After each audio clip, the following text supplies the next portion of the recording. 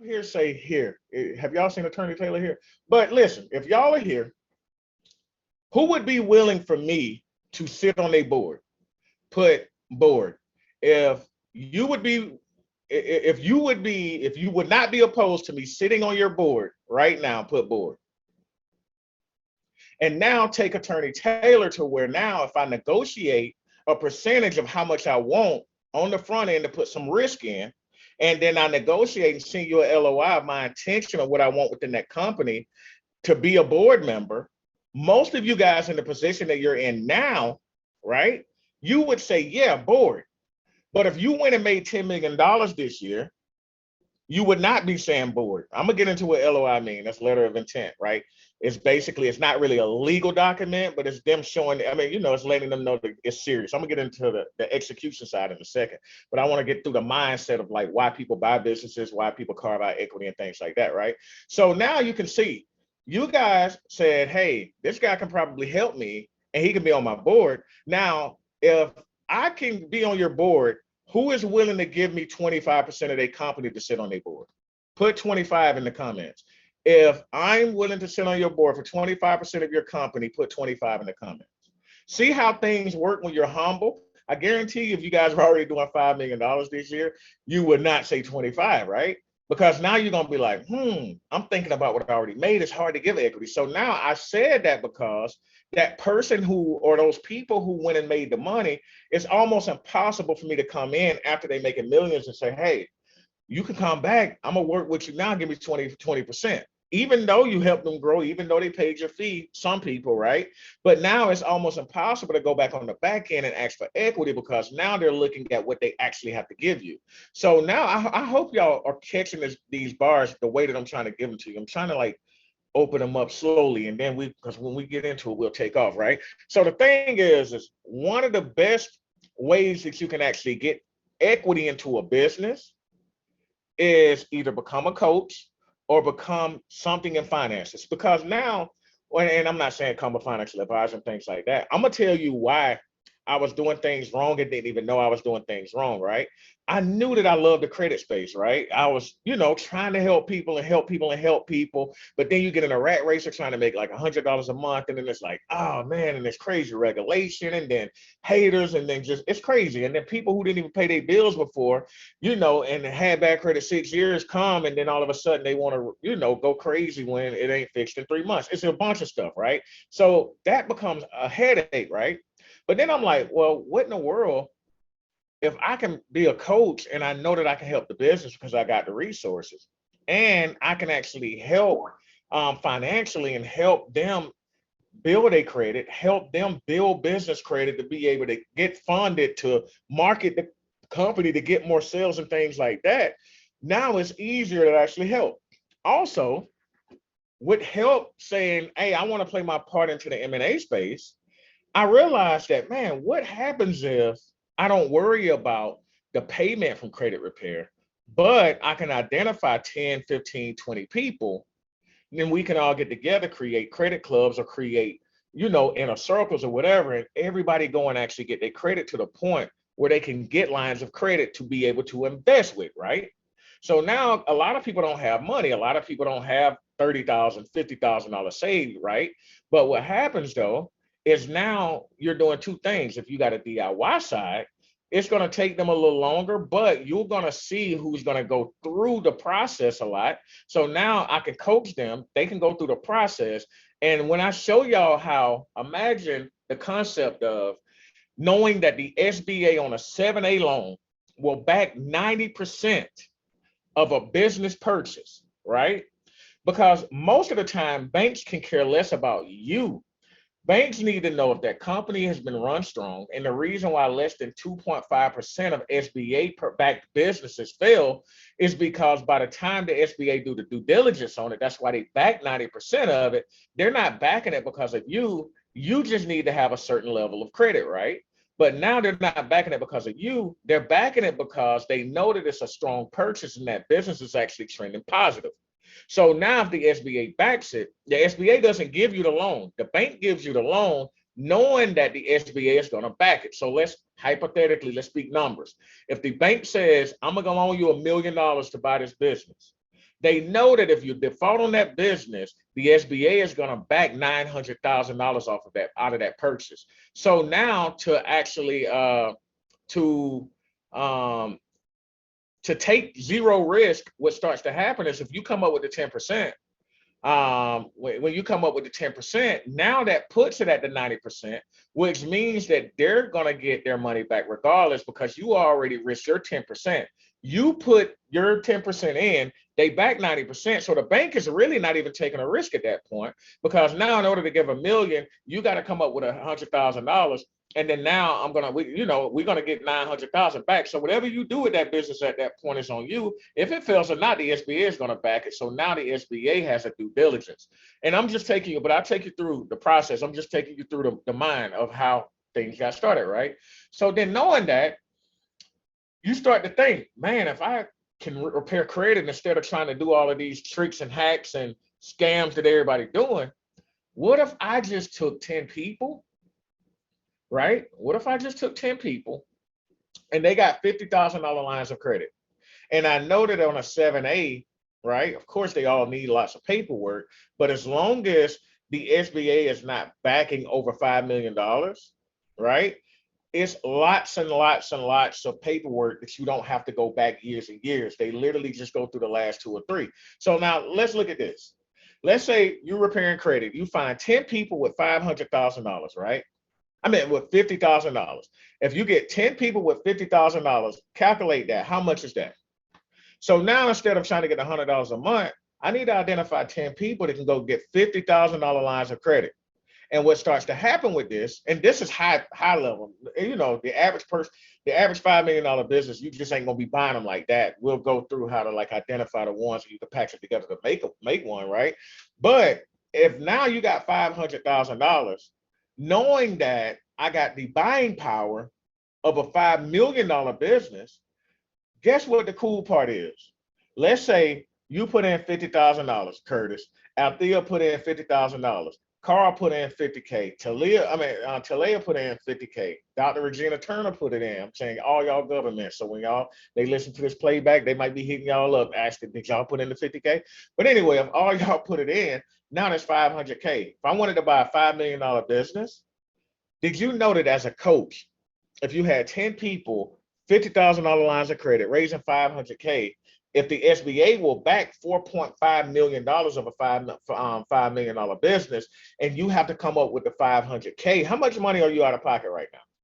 You just found your team of investors through fixing their credit or helping, or, you know, letting them fix their credit, right? But now what happens is they're paying 500K as a group, as a special purpose vehicle, right? And we'll talk about that because nobody really buys it through their own business or their name.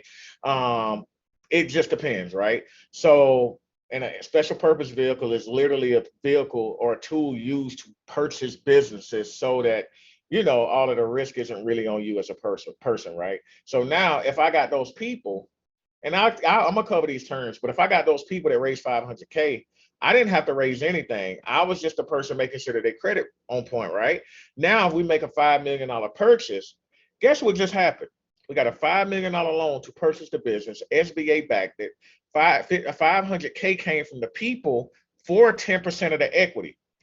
If I didn't have to pay anything and I just helped them facilitate everything, we're buying the business with me managing and running everything. I'm walking into 90% equity of the company that just purchased without having to pay a dime out of pocket. So the 50K that they put in towards the purchase is 1% of the company a piece, because 50K times 100 is 5 million, which means they're buying in 1%, which means you only got 10% of the company out there. You own 90% and control 90%, but you don't really do anything because the 10% was a buy-in from the people who actually used their credit to do it. So now you just literally bought a 5 million. I don't know if I should have gave y'all that much game this early, but now you literally taking control of a $5 million business that somebody else raised $500,000 through credit by patching it together. And all you got to do is identify the company and make sure it's strong enough to buy.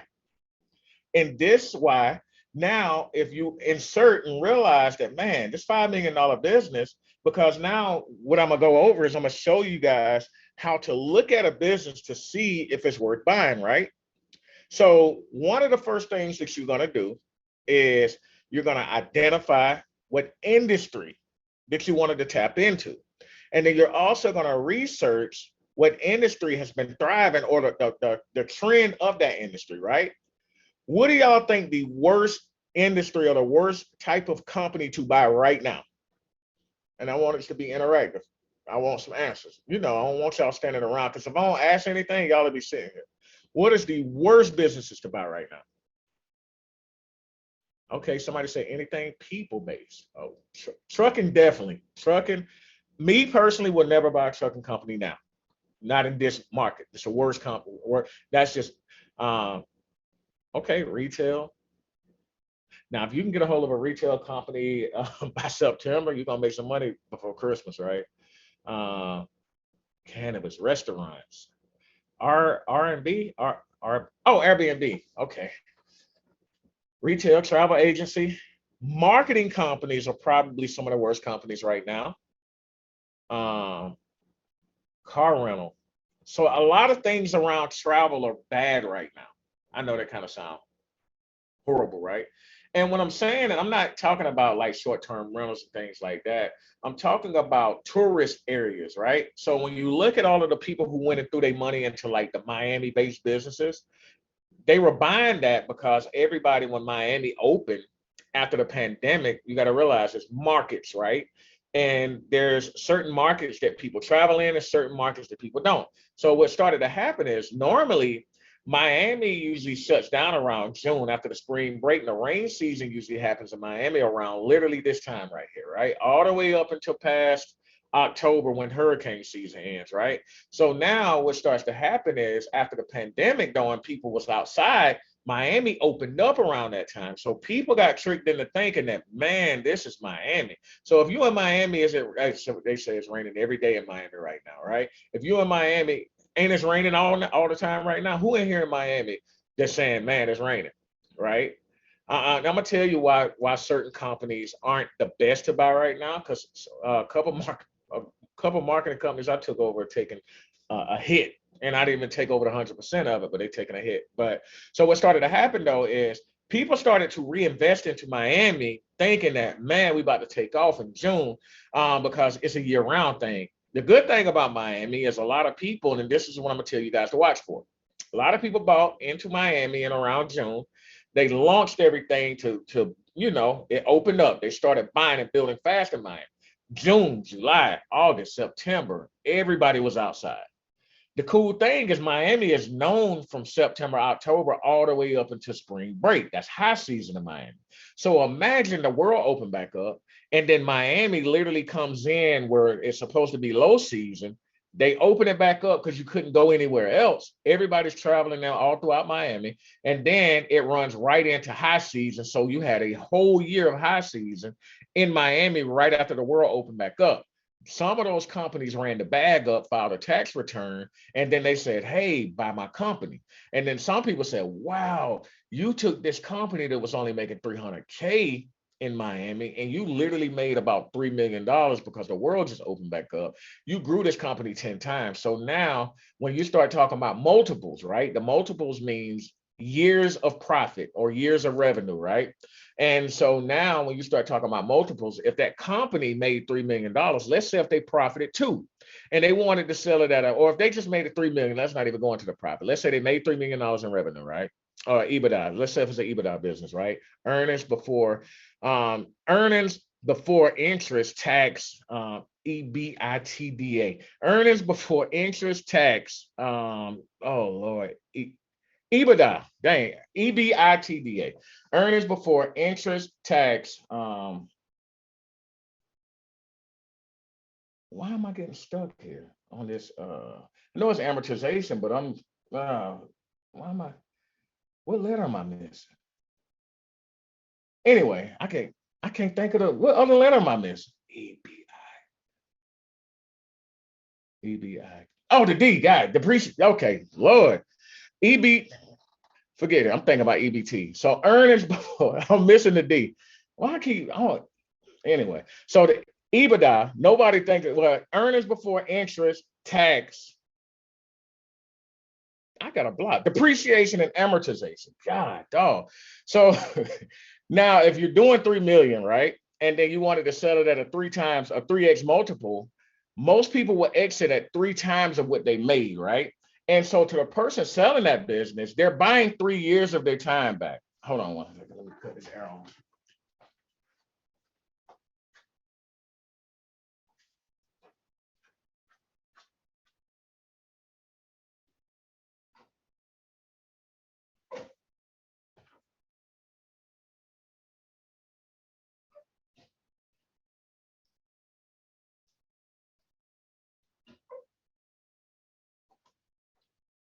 I need a fan in here. It's hot. Yeah, I can't even get the D out. Dang, I'm thinking about EBT. I'm like EBITDA. But yeah, EBITDA, earnings before interest, taxes, depreciation, and amortization, right? So now if you're making about $3 million, right? And somebody comes in because now it's look like it's trending so positively. So what starts to happen is you're like, man, you took it from 300K to 3 million and it's trending, you making so much money because now right on the heels of that, they want to go ahead and sell it. So now the person who really don't know what they're doing, who didn't research the market, will come in and probably try to make them a $9 million offer on it, right? And so in making that $9 million offer, what starts to happen is you take over the business and then the business starts to nosedive. So now let's say if you did use the SBA on that. Now you came in, let's say they bought it for $9 million, or you negotiated it to where you purchased it for 5 million up front and then had the, had the other 400,000 basically based on business performance on a payout on like a rev share or splitting some of the profit, right? And some people might do that, like, hey, over the next 5 years or 800,000 a year or something like that to cover the other 4 million. We got the 5 million, the SBA covered 4.5. We came up with 500. So now we taking over. You get what I'm saying? So people would probably structure that way. The problem though is now let's say if that business starts to nosedive and there's no longer a market for it, and because I'm trying to tell y'all why the travel thing and people not coming into tourist spots can actually be damaging. That's why you got to do research. So now the business nosedive and it doesn't do 3 million and it does 1 million. Now you got all of this debt out there. You brought investors in, but the business is not performing, right? And so now you can't even pay the debt. So now you done took the hit, and on the rev split or the rev share that they got, you are literally paying it out, but you might not be paying it out fast enough. So you may be missing deadlines and getting penalized on the potential payout because you might have structured it to where you said that you were going to pay year by year or X amount of dollars per year until it close out, whatever number you agreed to. Now you're not even making enough to meet that. So now let's say if you got a person that says, yeah, I do want 800,000 a year, right? In this $9 million buy. Right. So if I get 800,000 for the next 5 years and you agree to that, that means that now you got $800,000 due every year. But what if that business is only making $1 million a year? So not only that 200,000 profit that you got is going towards the debt that you got to pay back to the bank that the SBA back, that other 800,000 got to go to them and you ain't even made no money. I've literally seen people make bad business decisions like that. When y'all be asking like, man, how in the world these people was multi-millionaires and they was just so filthy rich and they was wealthy and then all of a sudden they broke. That's how stuff like that is why people go broke, right?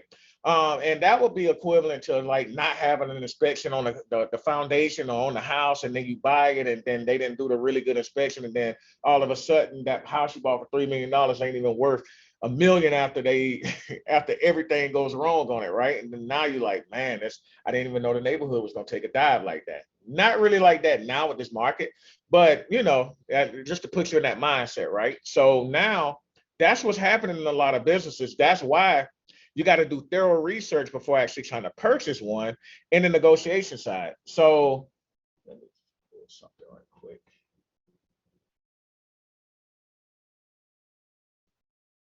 So when you identify one, you got to identify something, and I need y'all to put this in the comments as I say it. You need to identify something that you're good at that the business is missing. You need to get something that you're good at and the business is missing. Because think about this. If you're really, really, really great at marketing, right? Like, let's say you're amazing at marketing, right? So now you go and you say, hey, well, I'm really good at marketing. I want to buy a thriving marketing company. But the only thing I'm really good at is marketing and a thriving marketing company, which means that I'm just going to go and actually help the company do what it's been doing in the first place. Buying a business really doesn't make too much sense if you can't buy it with the purpose of improving it. Remember, now that was a rare situation where I was talking about in Miami. That was just a scenario. But when you're trying to make sure that you can bring value to the company, if the company is weak, that's when the company usually needs a coach, right? You definitely got to get a forensic accountant. Now I go on that with the to-do list and all that, right?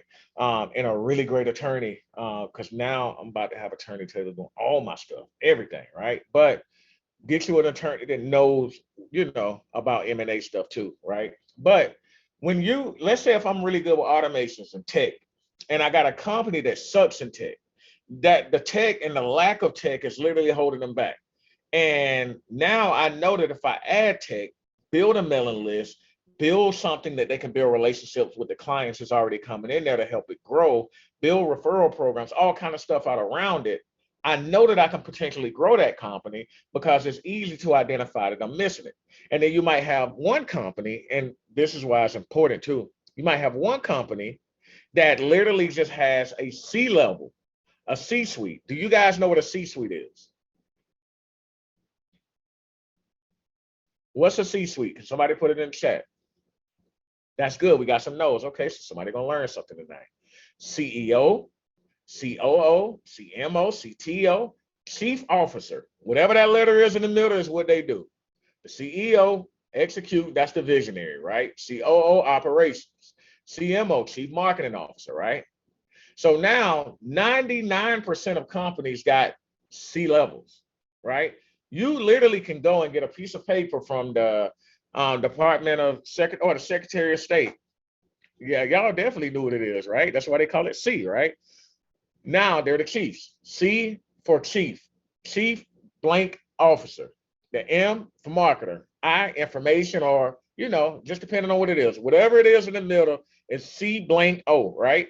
Those are C level. Those are the very high people at the top, the one that's making sure that they trickle down. 99% of the businesses have a CEO, and it's usually you when you're actually coming in to take over that business, right? So now you can go get a piece of paperwork from the Secretary of State and be a CEO. Every company has it, right? So now that's the C level. So now you might have a company that's doing 3 to maybe 3.5 million, and then the first thing they're going to be like is, I can't grow it to the next level. I definitely can't grow it to the next level, right? And then now I had somebody that literally took a free class the other night. It was crazy. I heard them teaching, was like, you go from C to D. And I'm like, nah, necessarily don't work that way. So understanding how businesses work, understanding, this is why I always talk about body to business. And it's crazy. Every time I offer a class on body, right? You guys are thinking that, I'm just going to learn something. It ain't meat and potatoes. It ain't nothing that I can do. But you will never be able to learn how to buy businesses unless you learn how the whole body concept is supposed to work. You need to learn operational flow. You need to learn organization charts and things like that. If a person can give me their tax returns and I can get an accountant, I can get a really good idea of where that business is going. All I need to do is look at their organizational chart, right? Most just have C levels and then they have lower level management. But now if I look at it and realize that they don't have a V level or a D level, so what do you think a V level employee is or a V level manager is? Vice, there you go, vice president. That's it. So V levels usually answer directly to the C levels, right? Remember what I told you, the difference between going to 7 to 8 figures is usually what? Nope, not deputy. I guess some of them can call him deputy, but it's easier to remember vice. So D level is not deputy, it's not district, director. There we go. The directors usually answer to the VPs, and the VPs usually answer to the C level. So the D level, who answers to the V level, who answers to the C level, is usually an 8-figure and up business. Because a lot of people that, and I'm telling you something, that a business might be stuck at $3 million a year, right? A business might be stuck at $3 million a year, and they might be trying to get to 8 figures, and they wondering why they don't get to 8 figures. And then you look at it and say, man, they don't have any VPs or directors. What's happening is you got really high level management at the top, managing really low level employees at the bottom. So what directors do, directors basically at a higher up level. So if you take a $3 million business with a CEO, COO, and all of that, and then boom, if you bring like a VP of operations or a VP of whatever, right? And then you put directors under them, what can happen is you will never be able to do that in an 8-figure business where you still got to run operations and handle the day to day, because CEOs or C level cannot handle day to day in an 8-figure business. And the reason why is because the VPs are the ones making sure that directors, because the director takes over as not like a CEO, but they're literally directing whatever they're directing, right? So like you would have chief operations officer, right? You will have like director of operations. You'll have like director of sales. You will have like director of what? Director of this, director of that. Remember I told you chief blank officer, you got director over a certain division too, right? And what those directors do, those directors are fully responsible for managing the operation of everything in the marketing side if they're the director of marketing. And some people might have to where the director of operations can run operations that may include marketing, sales, and different things like that, right? But at that director level, none of the day-to-day stuff at any level below that should be bothering. The CEO should never know when Mary Sue, who's a supervisor on third shift, wants 5 days off for vacation, because now that means that there's a break in the chain. So now one of the things that you want to do is you want to actually be able to kind of do stealth research to see the day-to-day, right? I personally go and become customers of businesses that I want to target. Because if I want to buy the business, I'm not listening to nothing you want to tell me. I want to actually go in there and I want to pose as a customer, call and sign up, find out a way to be a customer to see what I got to do to get to the CEO. If I can get to the CEO too early or too easy, I realize the breakdown. Now, you might have a CEO like me that just love people, and sometimes I keep answering y'all. That's about to stop too sometime, but I just love people. But every CEO ain't really like that, right? But if I got one complaint and the CEO and I got to get the CEO on the phone that easy and they making multiple $1 million, that's a problem. Because most of our complaints, you got Ashley. Ashley is a V level. Ashley is the VP of operations, right? So now everything, she's pretty much the highest you're going to get it. She's pretty much the highest you're going to be able to get on a little complaint. Now, I might hear about the complaint if the complaint can actually hurt operations or hurt the company. But most of the times, I'm saying this because the lack of a V level or the lack of a D level might be the difference. So now when you start to say, how much would it be to replace or bring in a V level, and how much it is to bring in directors, will that hurt the company? Because now you got to look at it. This company making $3.5 million, they're pretty much plateaued out.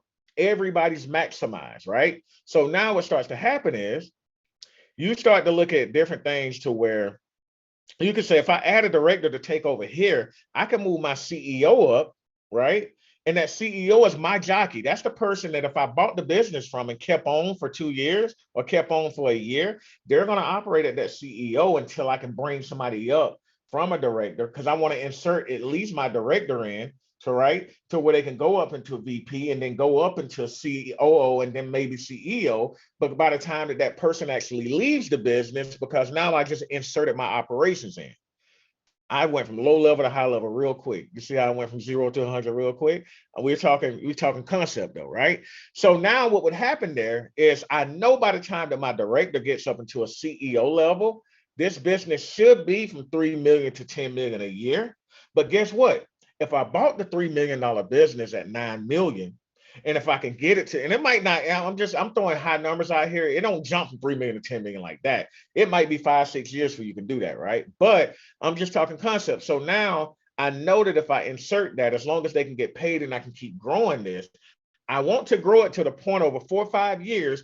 Let's say if I get it from 3 million a year to 6 million a year, right? And even though if I might be doing 3 million with a 30% profit margin at 1 million profit, and get it to 6 million at a $1.5 million profit margin, as long as I know I can generate 6 million, that business is more attractive, even though the percentage of profit ain't gonna be as high between the 3 million to 1 million, right? Than the 6 million to 1.5. I hope y'all follow me because that kind of confused me, but I hope y'all was following along. So for instance, you buy the 3 million that's profiting $1 million, and then insert a director, insert some, a VP or whatever, right? And then now all of a sudden, or a couple directors and a couple VPs, right? And then all of a sudden it goes to 6 million in revenue, but you profit at 1.5. The other person might be like, well, I want the 30-something% profit versus the whatever profit, right? So you're generating more. You might have a little more overhead, but you got a little more torque to grow it a lot better, right? So one of the things that I would do with that business though is the EBITDA, or the EBITDA is going to be bigger on that business, right? And the cool thing about it is I would be able to sell that at a higher rate. So let's just go if the profit margin stayed the same, 30% across the board. You took it from 3-1 to 6-2. What you just did then is you got a $9 million business that you purchased, ran it up for 5 years and got it to where it's doing 6 million a year and sell it on a 3X, depending on what type of business it is. Now 9 in, 18 out, right? So therefore, what you just did is you took a business, inserted your skill set, your knowledge, right? And then now you actually grew it. But you can't grow it if you don't have the skill set that the company is missing. So the reason why I always push body on y'all is because that's the #1 skill set to be able to identify talent. Talent seeking is the best skill set that you can ever have, because finding the lack of talent to replace you and to replace leadership is the death of any business, right? You may realize that the business is not even managed and operated right, because the main goal of when you're trying to buy a business, you want to make sure that you buy the business with a jockey. And a jockey is just like the person that owns the horse never rides the horse. The person that owns the horse gets the credit for the horse because they own the horse. They get to sell it, they get the stud fees and all that. But that jockey is the one that actually ride the horse into championships. So now, knowing that you have a jockey that's going to keep the business running so that you don't buy a job, you got to make sure that you have that jockey. So it has to be so that when you take over the business still runs without a glitch or without a hiccup, so that now it's an actual revenue stream, because it's easier to work on the business when you're not working in the business, so that when you buy the business, you can work on the business with the people inside of it to grow it. A lot of people right now are struggling because they're thinking about survival in their life, survival in their business, that they don't even have time to think about growing their business, because they always think, and if this has been you, say me, if you've ever been in a business where you're like, man, okay, I'm gonna get more sales. I know I need to get there, but I'm gonna go ahead and get more sales. I'm gonna get out of this little funk right now, and then I'm gonna turn it around. But notice that ain't happen, and it won't happen, and it's crazy, right? We all think that that's gonna happen.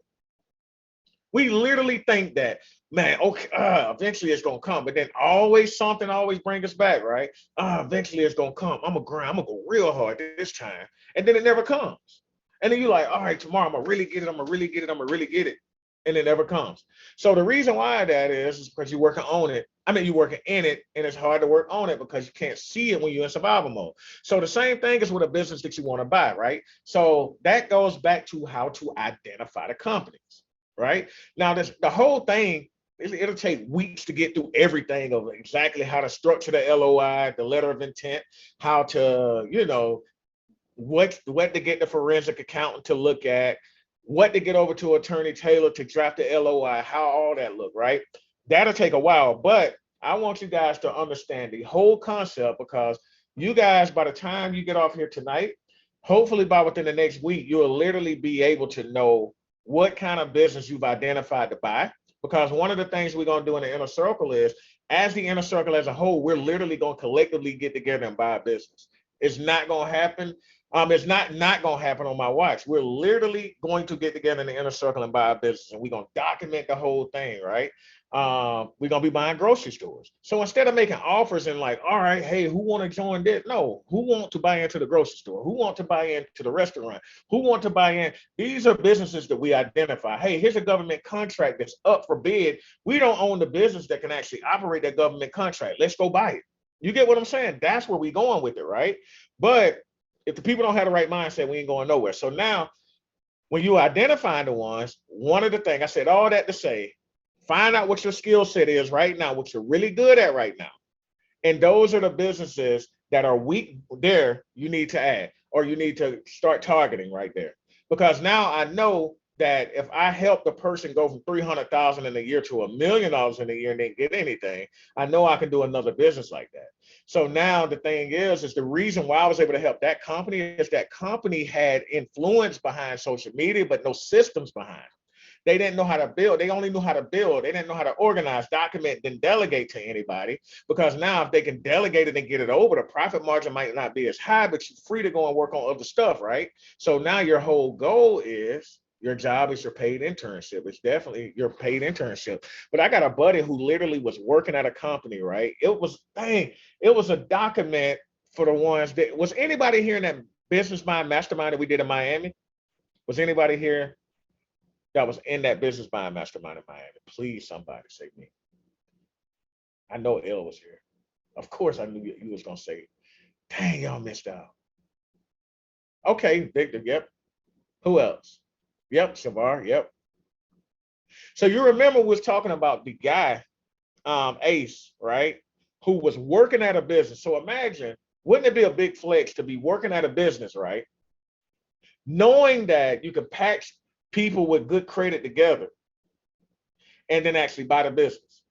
And you go from literally employee of the business to taking over ownership of the business and then establishing that board where they don't even know you're the owner. That's a way bigger flex than undercover boss. No, it wasn't a Black Equity Con. We actually did a business buying mastermind for like 3 days. Was it dope? Did y'all get value there, that business buying mastermind? Because we went over a lot of stuff. I hope it was valuable to y'all. If it was garbage, then don't let the world know. But anyway, so now with this structure, your business, I know a lot of people say your job is your paid internship, but your job is also a good target for you to purchase. A job is almost a good target for you to purchase. So let's say hypothetically, now because I want y'all thinking at a very high level, right? Because if you're just thinking, low level, you're the way that you think, you literally gonna think your way in through life. Whatever you think about yourself is literally what you are, right? So if you're not thinking this crazy idea, right, that it can be you, that you can do it, it ain't gonna be you. You got to be thinking that, right? So now the thing about it is you can go into buying certain things like this, and you can go in, that's literally where you can take yourself eventually, right? So let's go into doing the proper research to even make that happen, though. Let's go into doing proper research to make that happen. Because everybody ain't gonna get $1 million lick, $2 million lick. What about these little $70,000 licks? What about these little $150,000 licks? What about these $200,000 licks? Right? Y'all want me to cover them? Do y'all want me to cover them? Do y'all want me to give y'all a super quick hack that y'all can do? Okay, man, I love it. All right, so I'm gonna give y'all a step-by-step hack. This is what I want y'all to do.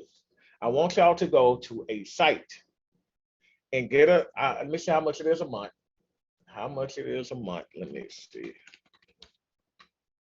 Wish I had an affiliate link. I don't even want to try to get no affiliate money from y'all. That's crazy. If I got one now, if they got an affiliate link, I'm gonna give y'all the affiliate link. Because y'all gotta use it anyway. Your boy might as well make a couple dollars.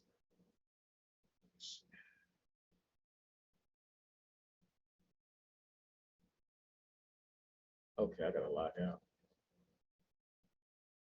You know what sucks about the site that I'm about to show y'all? Oh no, I don't want to do that. I was about to cancel my whole account.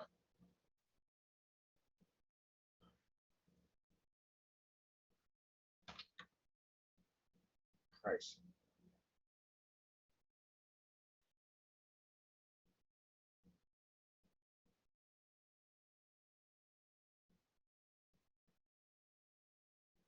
So okay, it's 119 a month, but if you do it yearly, it's 995. So I guess if you do it yearly, it's cheaper.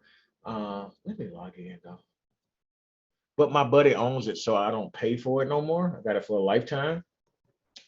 This actually Ryan Stewman's site. He owns it, and this so um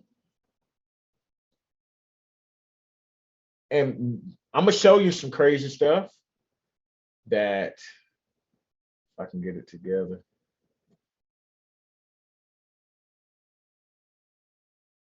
All right, let me share the screen.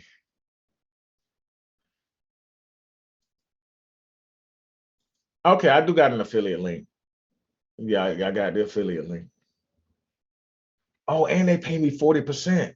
Yes, I'm about to hold on. Let me dang, I gotta re-sign up for it. Thank you, Ryan. Ryan, my dog.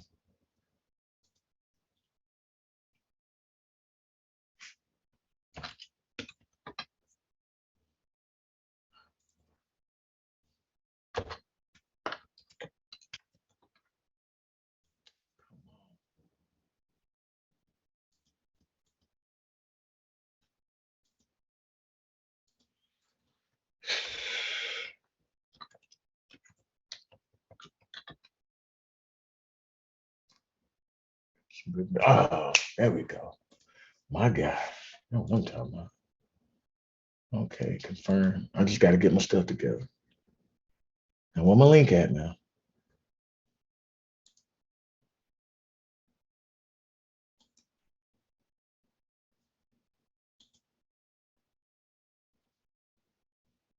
Links. Oh no, don't do me like this. Oh, copy. Make sure my link is good because I know some of y'all. I gotta get that. I gotta get it. That's what I'm talking about. Because Ryan actually cussed me out for not getting it. He's like, bro, what the F you thinking about? I'm just like, I got you.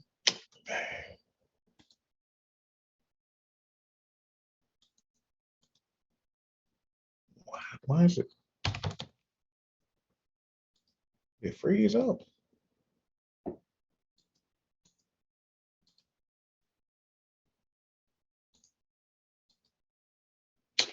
Hold on, let me bring my task manager because Microsoft Edge want to hate. Lord. All right, give me a second. This finna blow y'all up. I'm about to give y'all a multi-million-dollar play right here, so it's worth the wait. It's definitely worth the wait. Okay, now here we go. Woo, Jesus Christ, I'm a lot of this thing. Let me share my screen.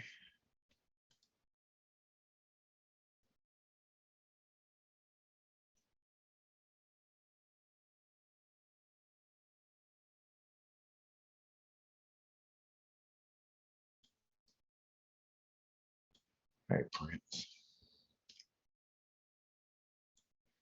You see all the videos? You see all the videos? I said the videos. Do you see how many leads I got? Can y'all guess where those leads are from? If y'all had to guess where those leads are from, what would y'all say?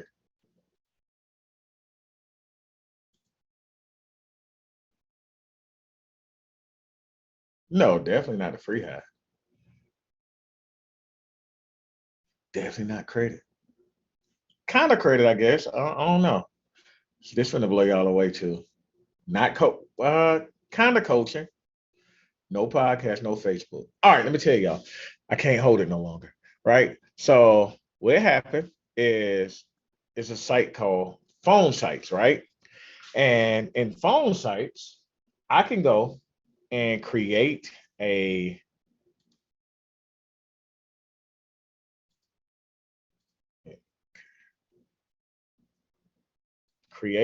new site, y'all.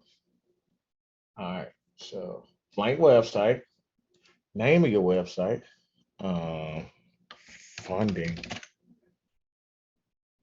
I'm pretty sure that's gone.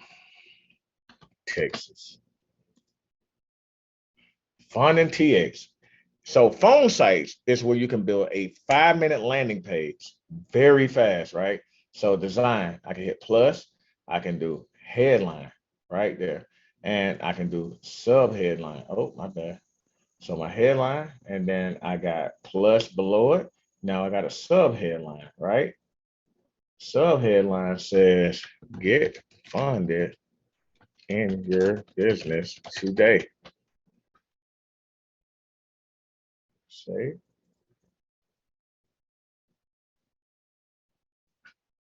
funding for healthcare businesses. All right, hit plus. You literally can hit the plus, and let me go ahead and throw a YouTube video there. I just throw that there for now. All right, hit save. Let me hit plus. Let me throw some text right there.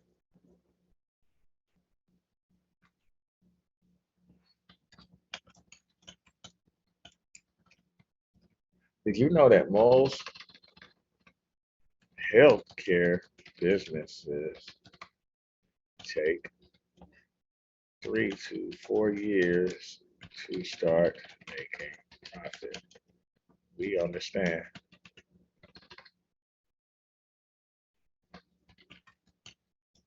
This is why we are here to assist in helping healthcare companies get the funds or resources needed to start profiting immediately, blah, blah, blah, blah, blah, right? And so say there. And so now, and then what I would do is I would literally jump in front of my screen on like a Screencast-O-Matic or something like that and record a quick video. Hey, what's going on? This is Derek Harper. I am here with Funding for Healthcare. Most healthcare businesses, blah, blah, blah. Record it, save it, upload it to YouTube, and then literally put the YouTube link right here, right? And so you can literally edit these pages by doing the background color, edit the background. I can literally do a one set theme. I can throw an image back here.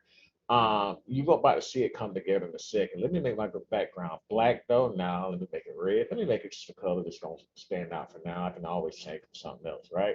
So now what's gonna start to happen is literally gonna start going to coming together, right? So now all I can do next is start asking for information, form. So let me build a form out with name, right? I don't like to do it this way. So one of the things I do is I take name away because I don't like that when they fill it out, it don't automate right. So what I do is I take the name out. Of course, I keep phone in, but I do new field, and then I do first name, or I just do first.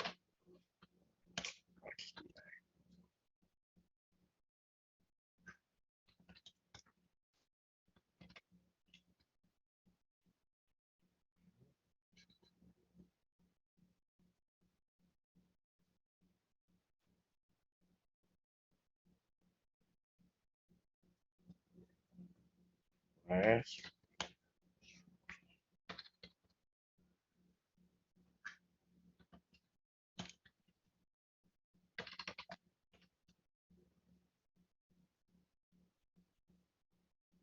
Save.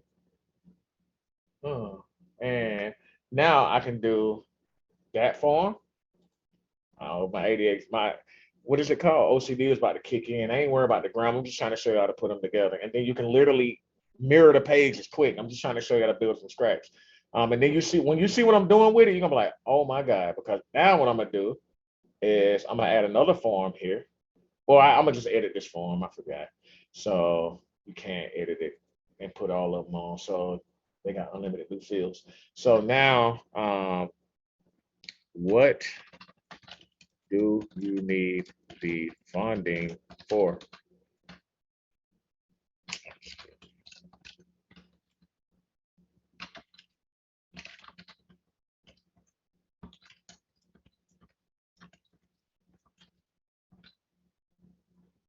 So instead of text, I'm gonna put a drop down, and now I'm gonna edit my options in there. Marketing.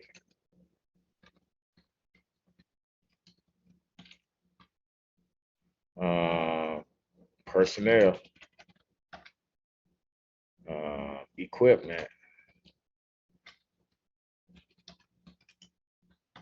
Technology.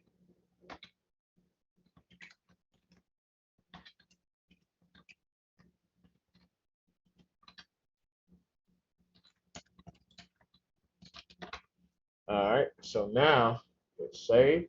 So you go so on and so on, right? Did you know that the best way to get information, financial information on a business is they'll tell more about their business when they're applying for funding than if I was to go and approach them and tell them that I want to buy their business. And the crazy thing about it is,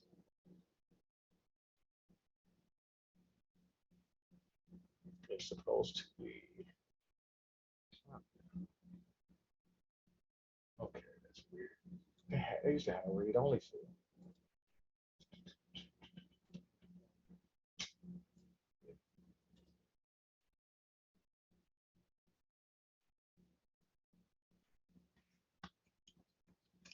Right, but you'll do all the questions. How much you need? Give me some background in the business.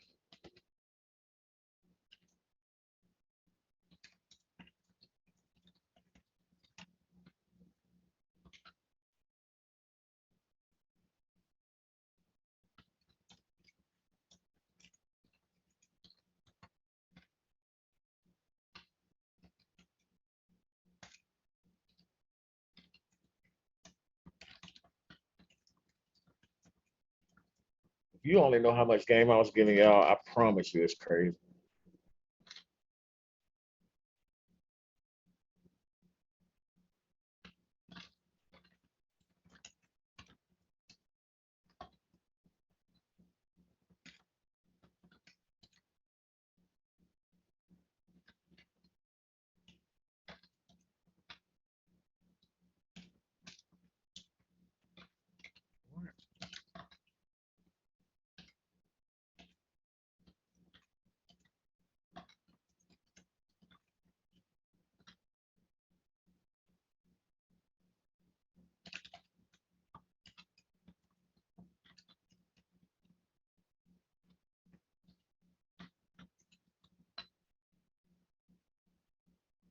I ain't even finna correct no more spelling. Y'all know I can spell. Forget it. I'm trying to get through this.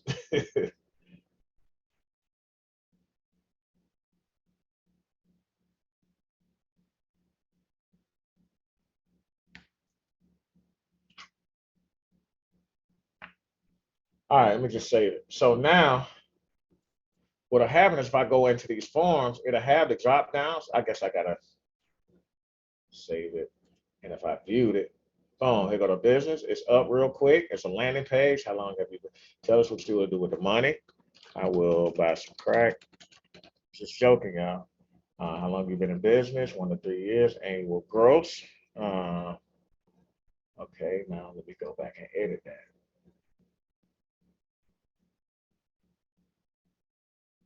Anyway, y'all get the point. So what I would do with that is now you can go to GoDaddy and buy a domain, funding for healthcare or healthcare funding, right? Credit repair funding, tax prep funding, um, agriculture funding. Y'all get where I'm going with this?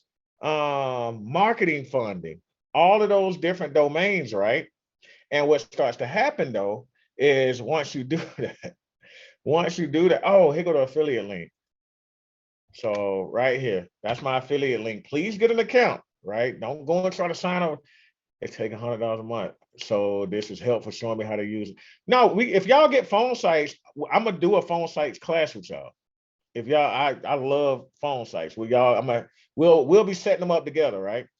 But what I noticed though, if you go into all the healthcare and home healthcare and different healthcare groups on Facebook, and then start just giving the game in those groups and then start talking about, well, yeah, hey, well, one of the things that I realized why people struggling with is getting the funding on the front end, because this company that I've been going to talk to, I thought it was a joke, man, they blah, blah, blah.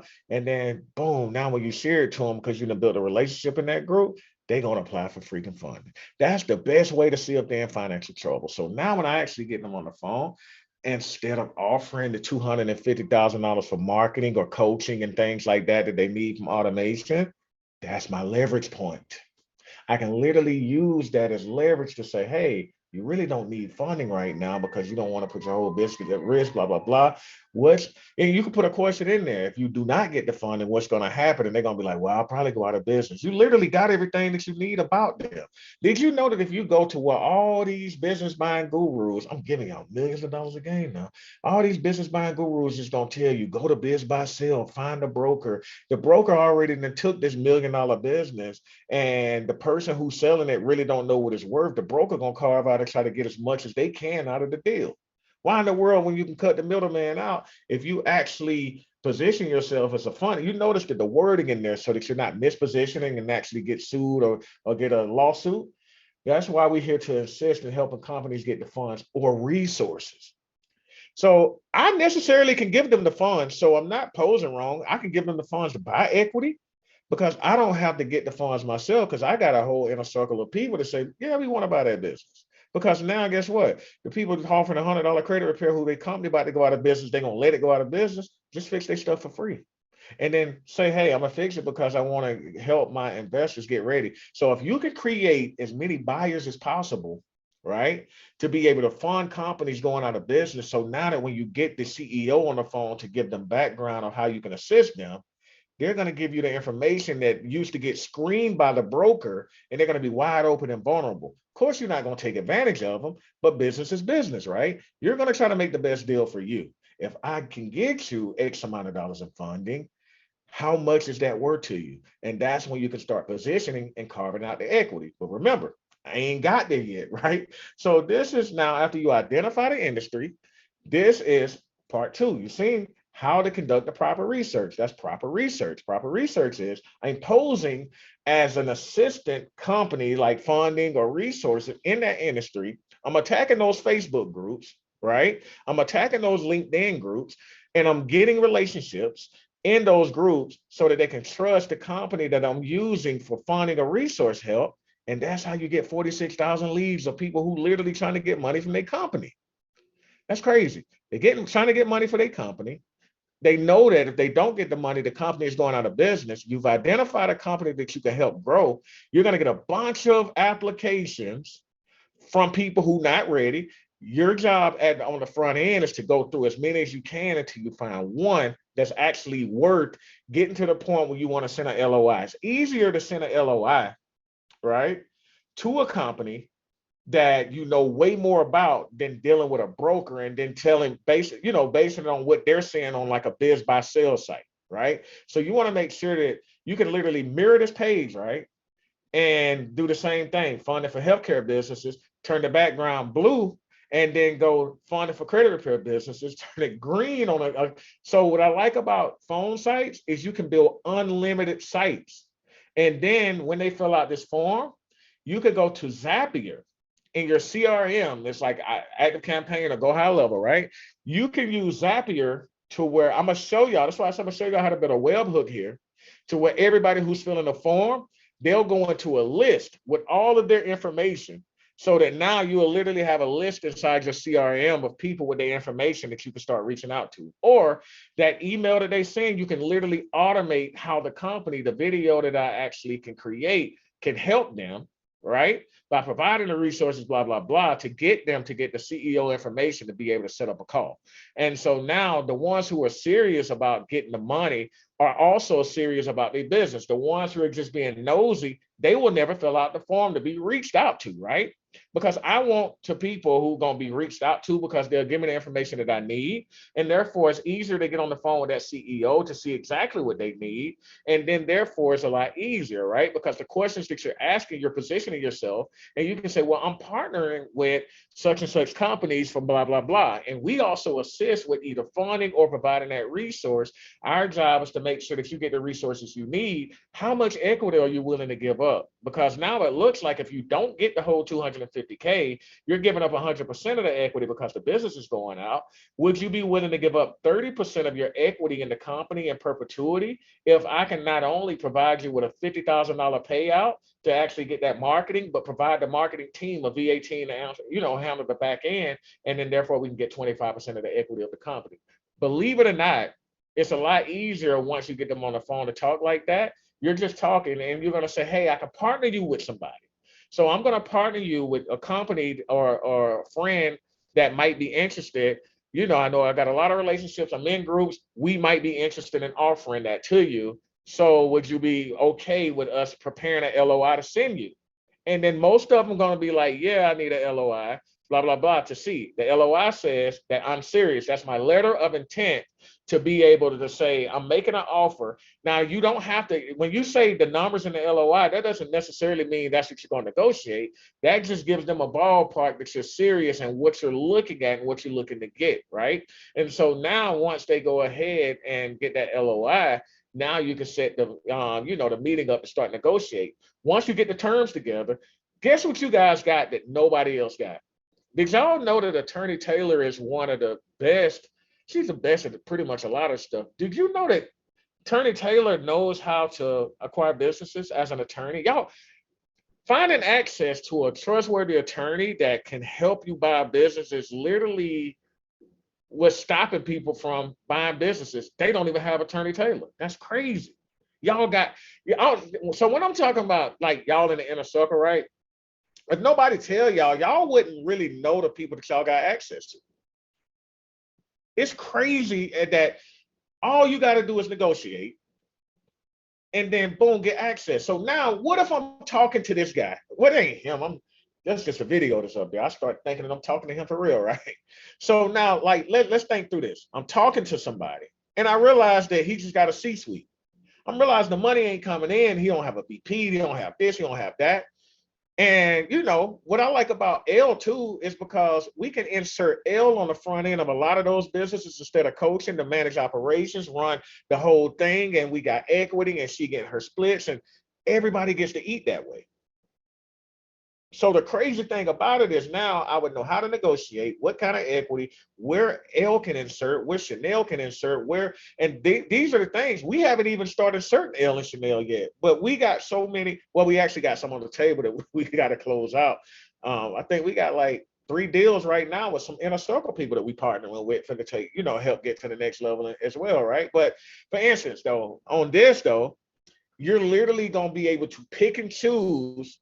If you had a way to pick and choose what you wanted to buy and didn't have to worry about the revenue and things that like that to buy it with, would you take it? Would you take it? Yes or no? And I think pretty much everybody will. So think about this though. So think about if you did buy a $5 million company, that's probably a 1.3 EBITDA, right? And let's say if they profited $700K a year or something like that. Maybe let's say it was a 50% profiting company or something.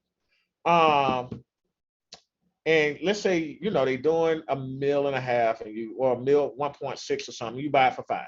I just like to use that number because it's the SBA max on 7A without needing all kind of weird stuff going on, right? So let's say, dang, I got brain freeze real quick. Just like on the D, oh no, pause. Never mind. I got brain freeze. What was I? Can somebody spot me? Well, ADHD. I definitely had to say pause. Man. It's okay. Nobody spot me. Please spot me. Spot me. Because I was about to go in too. The recording has stopped. I had to stop the recording so that it won't be a long pause.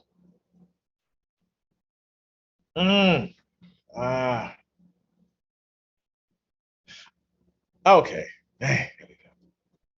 This meeting is being recorded. Yeah, so by having a team, having people that you can insert temporarily until they can replace themselves, move out to the next one and things like that is good. And so now one of the things that you should start doing is y'all should start partnering, building teams. So the inner circle ain't just, you're literally in a membership to have access to people so that when information like this come available, y'all are just looking at, the class and I don't want y'all just looking at it like, well, I'm in the inner circle, I'm paying and blah, blah. No, it's a big inner circle. It's for when government contracts come, we get them. We need to buy a business. We need to do this. We need to do that. We're doing it as an inner circle. It's a membership. You got access to Attorney Taylor. You got access to the L's. You got access to the people. Now, we ain't talking about inboxing them all day for questions. We talking about access, right? Oh, dang, L, you could have spotted me. So now one of the things that I need y'all doing is y'all need to be building the resources. Y'all don't have to know it all. But the cool thing about it is if you understood how the credit game worked without trying to always run a credit repair company, you would understand that the bank has your money through somebody else. Put it in the comments.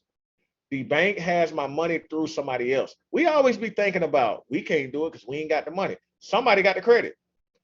You don't have to have the money. Somebody got the credit. Get it up to 10%. If you get 10% of the people that come up with the revenue from credit, you can own 90% or control 90% of the business. You get what I'm saying? The bank has my money through somebody else. And so now once you realize that, you would be a little more brave going in. So and I'm just talking about, so let's say we're talking to this guy or another guy, and I'm on the phone with him, and I hit you up and I said, hey, this doctor's office is crazy. This guy's like 71. He's ready to retire. He has a $2 million book of business that he has going on. And he's built over the last 40 years. And I'm telling you this because I know this works, right? So let's say he's had his practice over the last 40 years. It was actually passed down to him. He actually took over it for somebody. He's old and really don't have any kids or anybody to turn it over to. He's 71. So now if I'm looking at it, he's about to retire. He's a baby boomer. He has older clients that's really not going to just go. So now if he just shuts it down, I was so shocked when I found out that some doctor's office just retired and a doctor just shut it down. I'm like, that's the craziest thing ever, right? But if he just shuts it down, he's gone, right? Don't make no more money, and he's trying to live off 401k and retirement. Bro, you got a $2 million book of business. So now if I know that that's a potential $6 million buy, depending on what it is, all I got to do now, especially if knowing that in the state of Georgia, you don't even have to be a doctor to buy and own a doctor's office. You just got to make sure that you operating under the doctor that you bring in. So now, boom, I get a doctor. Let me say that this is a male doctor. He's Caucasian. And, back in the day, maybe he was attractive, right? That's cool.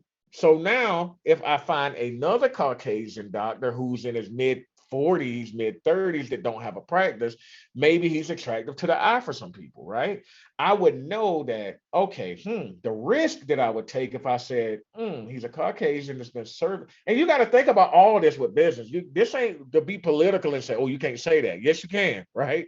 So I would say, okay, Caucasian. So 71, most of his client bases is Caucasian, who I just identifies with him. It ain't got nothing to do with the race. He's just, they're used to seeing a certain person, right? So now if I say, hey, you don't have a doctor's office, but we're willing to hire you as a doctor and bring you in at maybe $150,000, $200,000 a year, right? Because we need to operate up under the doctor, right?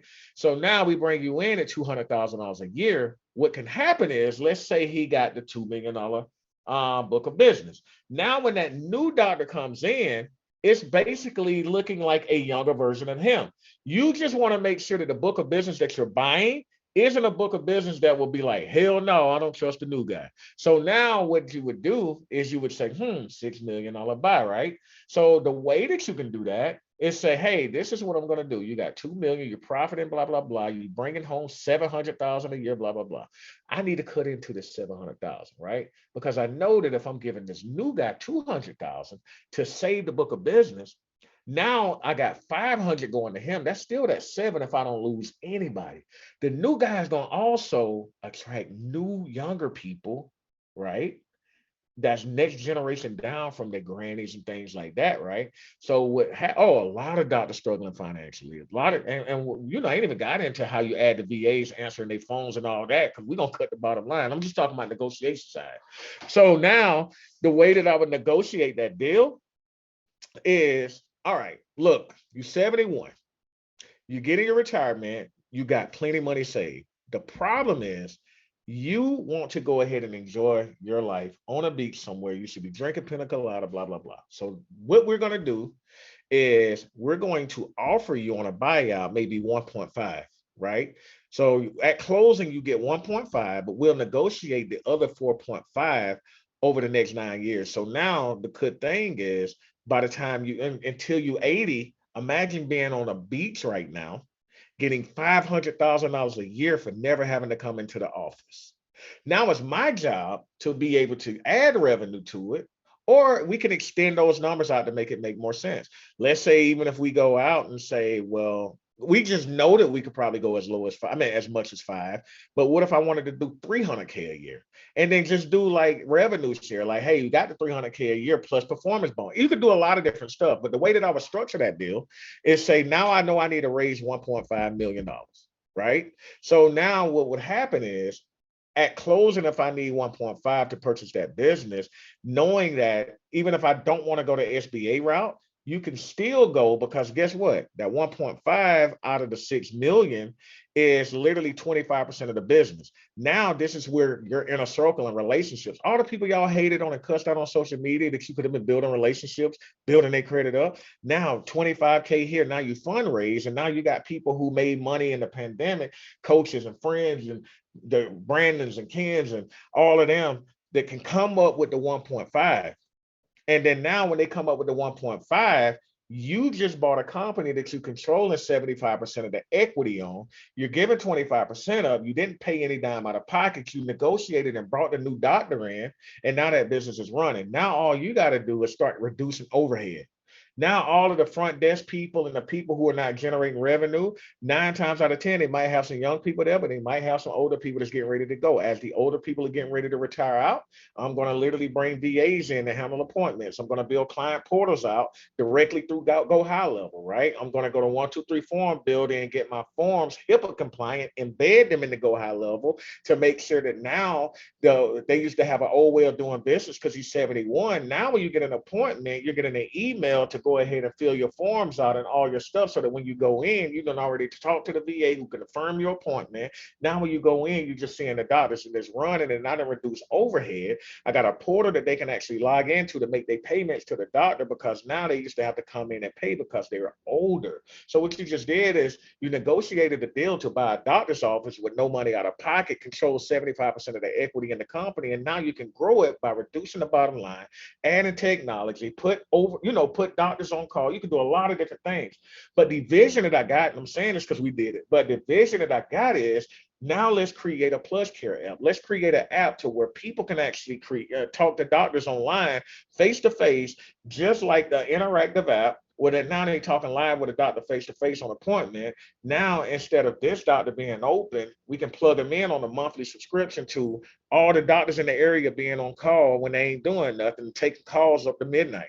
Now, imagine being able to talk to a VA or somebody 24 hours for a doctor's office. See, imagine trying to call somebody after 6 o'clock in a doctor's office and then finding out they closed. But imagine being able to call a doctor at 11 o'clock to the office and being able to get an appointment to where now you're going to have businesses. Because if you can schedule appointments all the way up past 11 o'clock at night, imagine how many doctors you're going to start needing by offering that $200,000, that $150,000 for the doctors to coming in. And then now once you got one doctor, you got physician assistants coming in at set up to like $100,000, right? And then now the doctor is earning equity, or they can earn the equity in towards it, because now when you start giving equity to the doctors just coming in that's loyal to the company, now that's their company, their names are going everywhere. And it's just like a partnership, or it's just like when people are going to be partner at a law firm, they want their name out there. They want to get equity into it so that their name on it, so they can feel like they got ownership and not just an employee, right?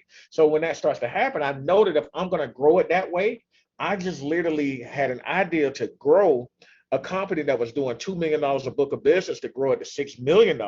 Now I was able to carve out and bring people in with the $2 million operation. As long as we hit the 2 million mark and everything, nothing changes, I reduce overhead. The overhead difference is what I'm gonna take out of it. But now the retirement money that he's gonna get over the next few years, he's gonna be happy because he's getting those payments, right?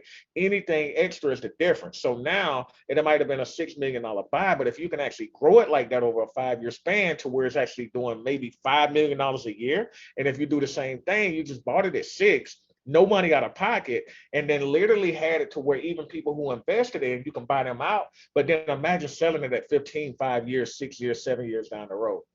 Y'all see how that works? So now I didn't have to go and earn money, but what I did is I controlled. I was a maestro. I didn't have to play an instrument, but I put everybody together to play those instruments the right way so that I can carve my equity out. carve the money out, carve the wealth out. And a lot of people who buy businesses just don't walk around with a lot of money because a lot of people don't take payroll because they don't want to pay taxes out of it, right? But what starts to happen is if you're running the value of the business, that's where valuation comes from, value creation. So if you create the value of the business instead of taking the money out, right, the business is going to keep growing so that when you exit that business, all of that money can be yours. So if you're taking it now, you're hurting the business because you need the operation money to flow that business, right? So the more you want to take and buy fancy stuff, the less you're going to be able to exit without. You get what I'm saying? Malpractice insurance is super high. And the thing is so many doctors want to leave, so many doctors. So you got to be able to reduce overhead. But most of the doctors who are going out of business, they're general doctors too. So now I wanted to get a general doctor and bring specialists in that we can contract to work. It's a million things that you can possibly do there, right? So I'm just showing like that's a negotiation tool. So now when I start talking about how to negotiate a business, I showed y'all, remember I told y'all what y'all was gonna learn, right? I told y'all, what did I tell y'all was gonna learn? I wanna make sure that y'all got it, how to identify companies worth buying. Did I say that, yes or no? Did I show y'all how to conduct the proper research? Yes or no? Did I show y'all how to negotiate the deal to purchase the deal? Yes or no? Remember, we'll be on here months, and I want to start a series of acquisition too. That's what I'm. Hey, L, put that down. I know I never follow it, but if I want to start like an acquisition series because that's just one, man. It's so much information out here. And because I do it, I hate slideshows. It can just flow because I can just do it. But I want to start putting slideshows together because people can follow that. I think one of the things is like when I start doing something and you can just do it second nature and I can just flow with it. The problem is a lot of people do be wanting to see it on like a slideshow. You know what I'm saying? So I'm gonna probably try to get better at that, or we need to hire somebody that can do my slideshows.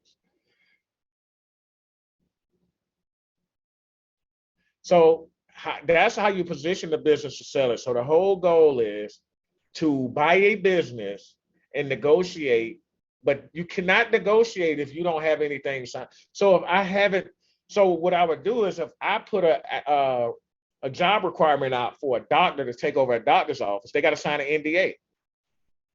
I'm not gonna be like, hey, it's gonna be this doc, because I done seen it. I ain't seen it happen. I'm pretty sure that somebody then talked to a doctor about that without an NDA, and the doctor just went and bought it. So of course I have an NDA in place, but I would never share the doctor's office that's going to be that he's taking over, right? So literally that new doctor would be what's called a jockey. Yeah, NDA is a non-disclosure agreement. So that new doctor would be the jockey. So a lot of y'all are like, hey, my cousin want to sell his taco truck. And I'm like, well, does your cousin run the taco truck every day? Yeah, bro, you're buying a job. You're not buying a business. I will never buy something that I got to go and replace the owner in the day-to-day. Like that would be so backwards. That's like going to job, buying a job. Like, why would I buy something that I got to go and be in there 40 hours a week? It's counterproductive to entrepreneurship, right? So you got to make sure that you have what's called a jockey there. And that jockey can be anybody. That jockey, if you were to go and buy a restaurant, that jockey would be that manager who's been working there a long time that just don't have equity in the company though. They're worried about you buying it, but the good thing is you build a relationship with them so that when you do buy it, give them 5% equity. The equity is different than actual payroll because they're getting a payroll. But if they got equity in the business, they're not going to slack in the business because now that manager is going to take over as the main manager to run it. Don't buy a job, buy a business and insert a jockey into the business. Your business is your horse. The jockey is the person that's going to ride that horse to victory, right? So you want to make sure that if you can identify the jockey, then you can identify what the business needs. And so now one of the biggest things is when you look at the org chart in any kind of business and knowing what you can insert in it to grow, knowing what needs to be built out, organized, documented, then delegated, because the delegation can also be the sell too, because now you need to learn how to build sellable businesses by building it out, organize it, documenting it, and then selling it. So now, because once it's documented, they're buying. So basically, a franchise is what's called a build out, organized, document, sale, right? So they already done built it out. They already done organized it. They already done documented. You came in and you bought a franchise, right? They sold it to you. And so now you basically just bought a process with a logo trademark. So you're licensing their trademark and their SOPs, and they're showing you where to go buy their stuff from. And then eventually, what most people who offer franchises, they buy the furniture company too, right? Remember, because if I'm a restaurant and I know I'm a franchise, I'll be stupid not to acquire. Remember, acquire what you can need, right? I would be stupid not to go and buy a furniture company that can furnish and build the equipment that I can offer, so that now when you franchise it, you got to use that equipment from the company that I bought. So therefore, you got to buy it. So yeah, my franchising fees might not be that high, but the grills, the oven, everything that you actually got to get the restaurant up, you got to buy from my other company over here. So I just created what's called an ecosystem. That's an ecosystem when you actually got multiple businesses that's required to actually service everything. So now what will happen is, if you had a franchise, you literally got to build it out, organize, document it, and then basically you sell the documentation. And so now they done went to Attorney Taylor, they done got their trademark, they done went to the body boot camp, they got it built out, organized, documented. So now you got processes in place, you got a trademark, and then Attorney Taylor gets you a licenses agreement. I really personally hate franchise. I like white labeling, because franchising means that you let somebody else ruin your potential name. But white labeling means that you're still selling a process, but now you don't take the risk, and you can actually have the license agreement the same as the franchise. Franchising is so much riskier than white labeling to me. I love the white label concept, because now I don't want it to where somebody's using my name and they scamming somebody. Now that's not them taking the hit. They don't even know and care who they are. If Pizza Hut scammed you, and every time you went to Pizza Hut, because somebody literally franchised one and bought one up the red road, let's say they just all of a sudden get on dope and just start scamming. I hope they don't. That's gonna make, so it ain't them or the person that literally started scamming you at Pizza Hut. You get what I'm saying? It was Pizza Hut that's gonna take the hit. Hey, Pizza Hut gonna be all on the shade room for scamming you. So that's why you just really can't control the trust that you have for people. That's why I love the white label concept, so that when you build it out, organize, document it, then you can actually sell it as a white label. And everybody who was on that business in a box web development class last night, that was literally a build out, organize, document, and then the process. Y'all was able to white label a whole business in a box. And the cool thing about it, y'all got the back end developers where y'all don't have to have anybody developing. So literally you just got a whole company in a box where you don't have to actually do anything but market, right? And you get to use your name, your logo, your company, so that the cool thing about it is you still could have been a franchise because the back end team doing it regardless, but I didn't want that risk, because the last time I tried a franchise, my life changed and it was crazy. And I don't want to go through that no more. So that was just me kind of giving you some feedback on why you don't want a franchise. So do we have any questions? Yeah, so let's get that last one. Coach, was a link sent out for that class last night? Attorney Taylor class?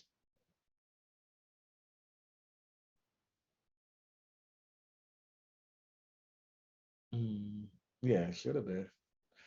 So if you aren't getting a text message, that means you probably got a new phone. You got to make sure that you update. A lot of people get new phone numbers and they never send an email to support an Inner Circle Core. They never send it and say, I got a new phone. And they like, I ain't get the link. My thing is, I changed my phone number. Yep, yes, you did. See, that's why you ain't getting it. So yeah, y'all got to make sure that if y'all change anything, we got to know. Like we can't, we can't guess y'all stuff. No, the business in the box class ain't on the dash. That's for the people who got the well development business in the box. I just use that as an example of what a build out, organized, document, and sell is. So sell, delegate, they're interchangeable. Delegate is when you're actually delegating it to somebody. Selling it is when you're doing the same thing but selling a process. Literally, a franchise is a build, organize, document, sell.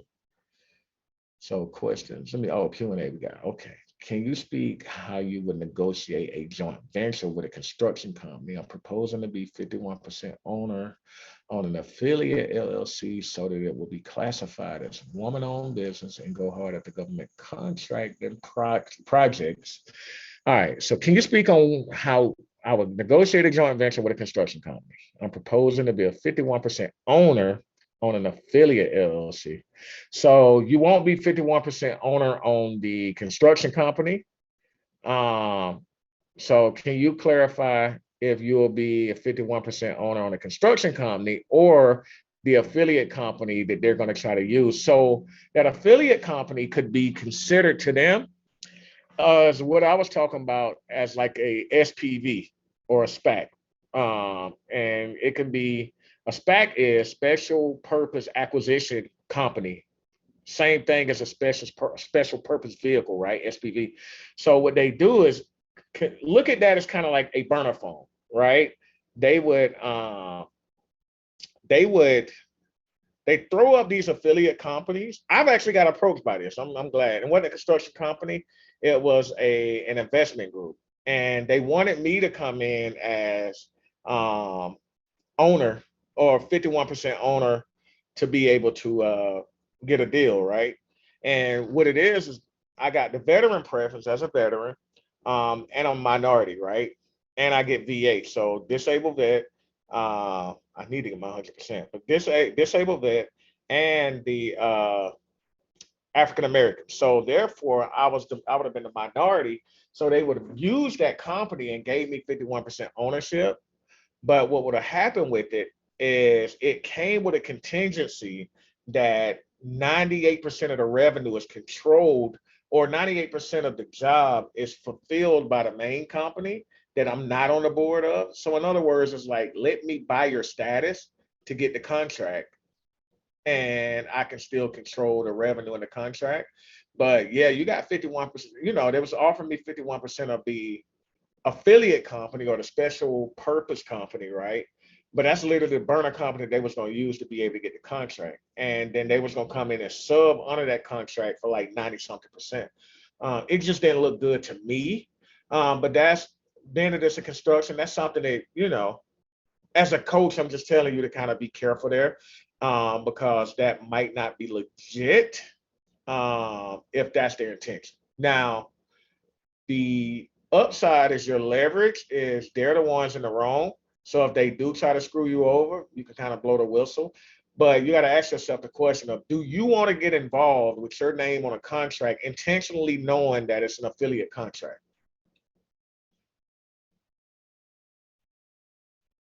So it's kind of question it out. Oh, and Attorney Taylor, yep, she said it's fraud. So, okay, so they have to put 60% of the business through the affiliate company. I mean, so I got proposed that. I didn't go through with it. That probably would be an Attorney Taylor question. That would be an Attorney Taylor question. I don't think I'm qualified to talk about like that one.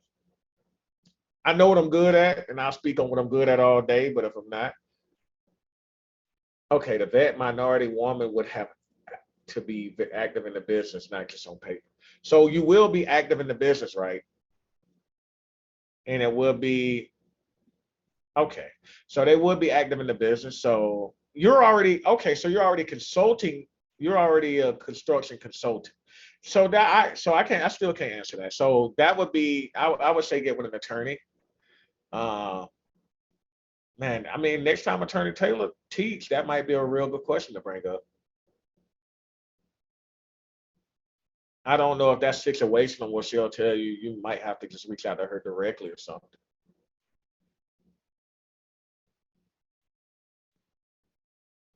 We can hire someone in the inner circle to get government contracts or a white label company. Can you clarify that? Can we hire someone in the inner circle to get government contracts or to get a white label company? Can you kind of rephrase that? I don't know if I was clear on how to answer that. All right. While you're rephrasing, I'm gonna answer this. When scouting for businesses to pitch to, is cold calling a part of the process to find them? Well, I gave the best ways I use to find them. I don't like reaching out to brokers because brokers are the middleman. That's like if you running a business and you don't know, like for instance, one of the biggest things that people don't know is like when you got a lot of the multiples is what look at multiples as years, right? Years of revenue or years of profit, right? So depending on how you want to look at it, right? So let's say let's just go profit for a million, Alex, right? Let's say you're doing $1 million profit a year, and then you want to sell it for a 7 multiple, right? Or 3 multiple, depending on what the multiple is, right? It's you either gonna do EBITDA or you're gonna do profit. You're gonna do, either one. So now, let's say if you want to do profit, and that NAICS code, NAICS, right? What's NAICS? North American something. Dang, boy, I used to know this stuff off the back of my head. NAI. So it's North American something, whatever. It's the NAI. So the way that NAICS code is that kind of dictates the difference between it being a 3x, 5x, 7x. Like for instance, a lot of software companies or development companies or tech companies, they go for industry classification system. Okay, there we go. Yeah. So now if you were offering a consulting company, they would probably offer you a 3x. But if you had that consulting company tucked into that software company, and the NAICS code was a software company, and it's a real software company. It's not like no one that you identified there to scam, right? It's a real software company, and your software actually consults with people, and you tuck that in. That's the difference between a 3x multiple and a 7x multiple, right? And so now a lot of people that's the difference between $1 million company selling for 3 million or 7 million. So one of the things that I see people do, that if it's something that I'm really good at or not good at, and I buy it, I might buy let's say if I built my platform company as a software company. Platform is the main company, right? And then I said, okay, I got my software company. Now I need a marketing arm. Let's say my marketing cost is hitting me at 30K a month. Like, 360 a year out of pocket for marketing, that's cool. All right. But it might make sense that if I'm going to go this route for the next 5 years, let me just buy a marketing company. Right. So now instead of outsourcing the cost for my marketing, what I would do is I would buy a marketing company and tuck my marketing company in. So that's called a tuck in. So the marketing company now becomes a division, right? Into the platform business as my marketing arm, right? But the main NAICS code is for my software development company. The marketing company actually takes all of the companies that it has on service. But now when I buy it, I don't have to pay anything because I just add myself or my company as a client to the marketing company that already has a staff in place, right? So now what I would do is tuck that in. So now that marketing company might not do a 7x, but that software company would. So now the revenue from the marketing company that would have sold as a 3x, still making that revenue up under the platform company, but then my NAICS code is a higher multiple, a higher interest of multiple. Now they're still going to buy that revenue at a 7x versus a 3x. So that's advanced. I hope y'all caught that. So now the average marketing company, if they're going, so those are called where I can flip the concept quick. So what I would do in that instance, I would, if I know I'm getting ready to sell my platform company in the next 2 years, I would go ahead and buy that marketing company. Because now if I can buy that marketing company now at 3x, knowing that I can 7x the numbers that is going in once I tuck it in, I'm gonna go ahead and buy it and tuck it in. The revenue is still going to be coming because there's a marketing side of my software company. They're buying the whole software company. So that tuck in becomes part of the company, right? And then what would happen is I would literally be able to sell that revenue for 7x. So that's kind of a trick that people do. But that's for the advanced people. I'm just trying to get y'all first business. Now, once y'all start getting them and start negotiate, we can get there. But I just wanted to kind of show you the difference of why you would want to do that, for a tuck in. And then if you want to get rid of the market, let's say if you had that marketing arm and you wanted to sell the marketing arm off, that's called a rollout.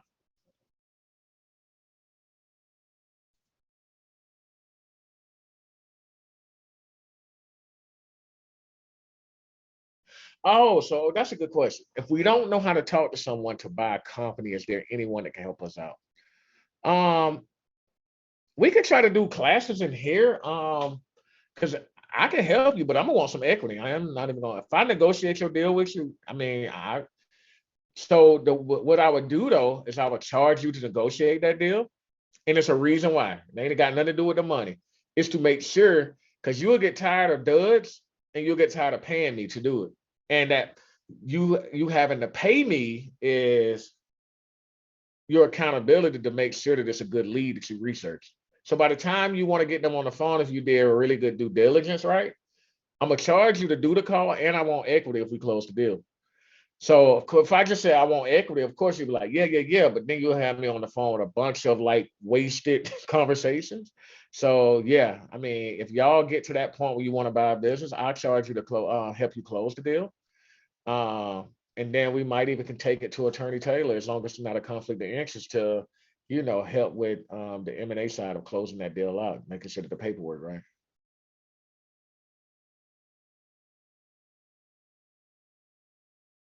But that's high level. I just don't want to go way out there.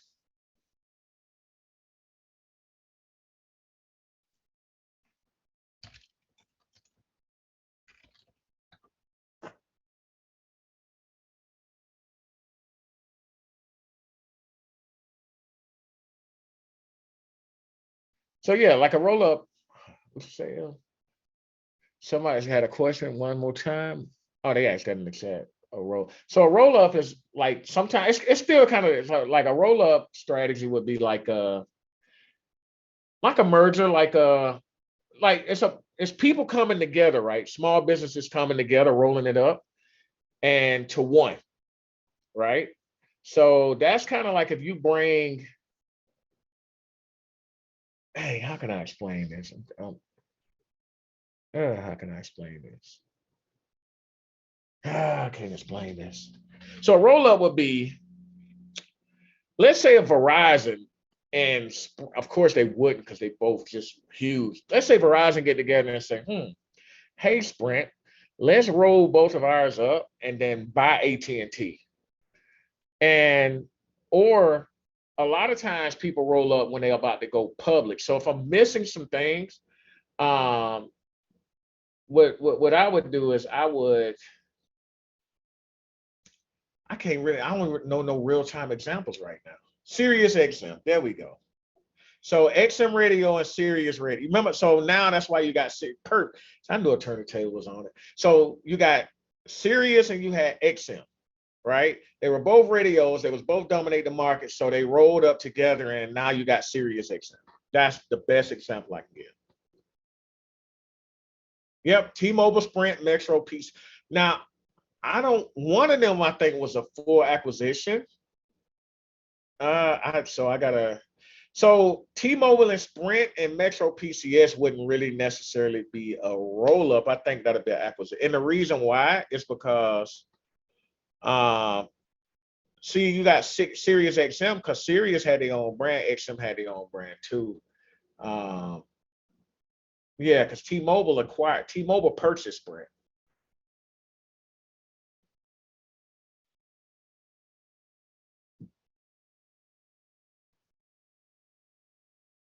So was that good? Was this good? Yeah, that's more like a tuck-in. That's exactly what the tuck-in is. Hey, the whole thing, this whole thing, big bank take little bank, that's a tuck-in. A big bank taking a little bank is definitely a tuck-in. I'll be trying to bring it back to the streets. Not the hood, but I'm talking about like just regular everyday talk. Amazon and Whole Foods. They purchased Whole Foods. They bought the rights ownership of Whole Foods. Whole Foods still. So what happened with a roll up, like you said, like Amazon purchased Whole Foods, but if Amazon would have rolled it up, Whole Foods couldn't exist. You see what I'm saying? So they purchased it and it's running out on its own. It's doing its own thing. Walgreens and Rite Aid might qualify. I don't have enough knowledge on that deal. But I'm gonna tell you what could have. I'm gonna tell you sometimes Blockbuster messed up by not tucking in or not rolling up what's the name. So like Blockbuster could have got together, or Blockbuster actually could have just purchased.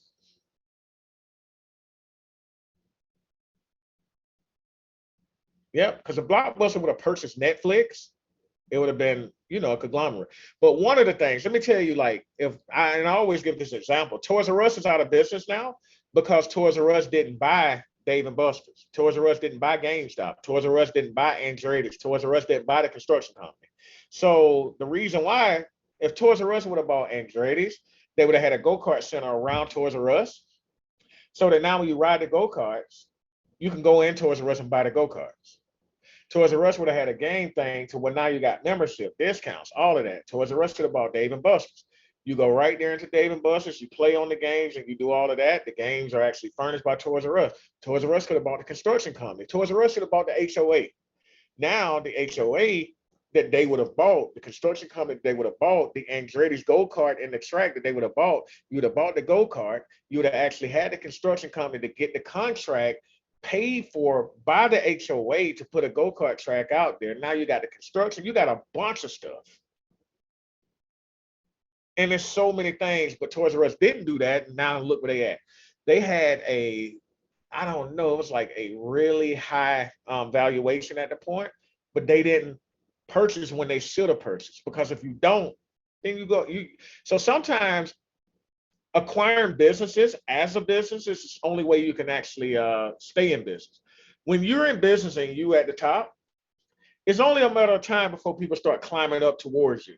And you got to start. See, Facebook is good at buying them jokers out early. Facebook bought Instagram really quick, only for a freaking $1 billion. You remember when Facebook bought Instagram for $1 billion? Everybody was like, "Oh man, them jokers ate good." What's Instagram worth right now?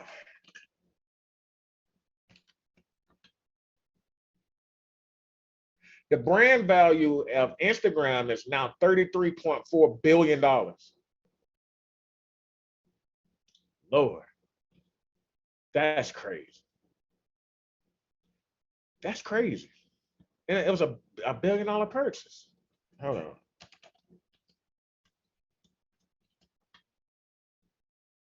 In 2012, they bought it for $1 billion and it's worth 33 billion now. But what if they wouldn't have bought it?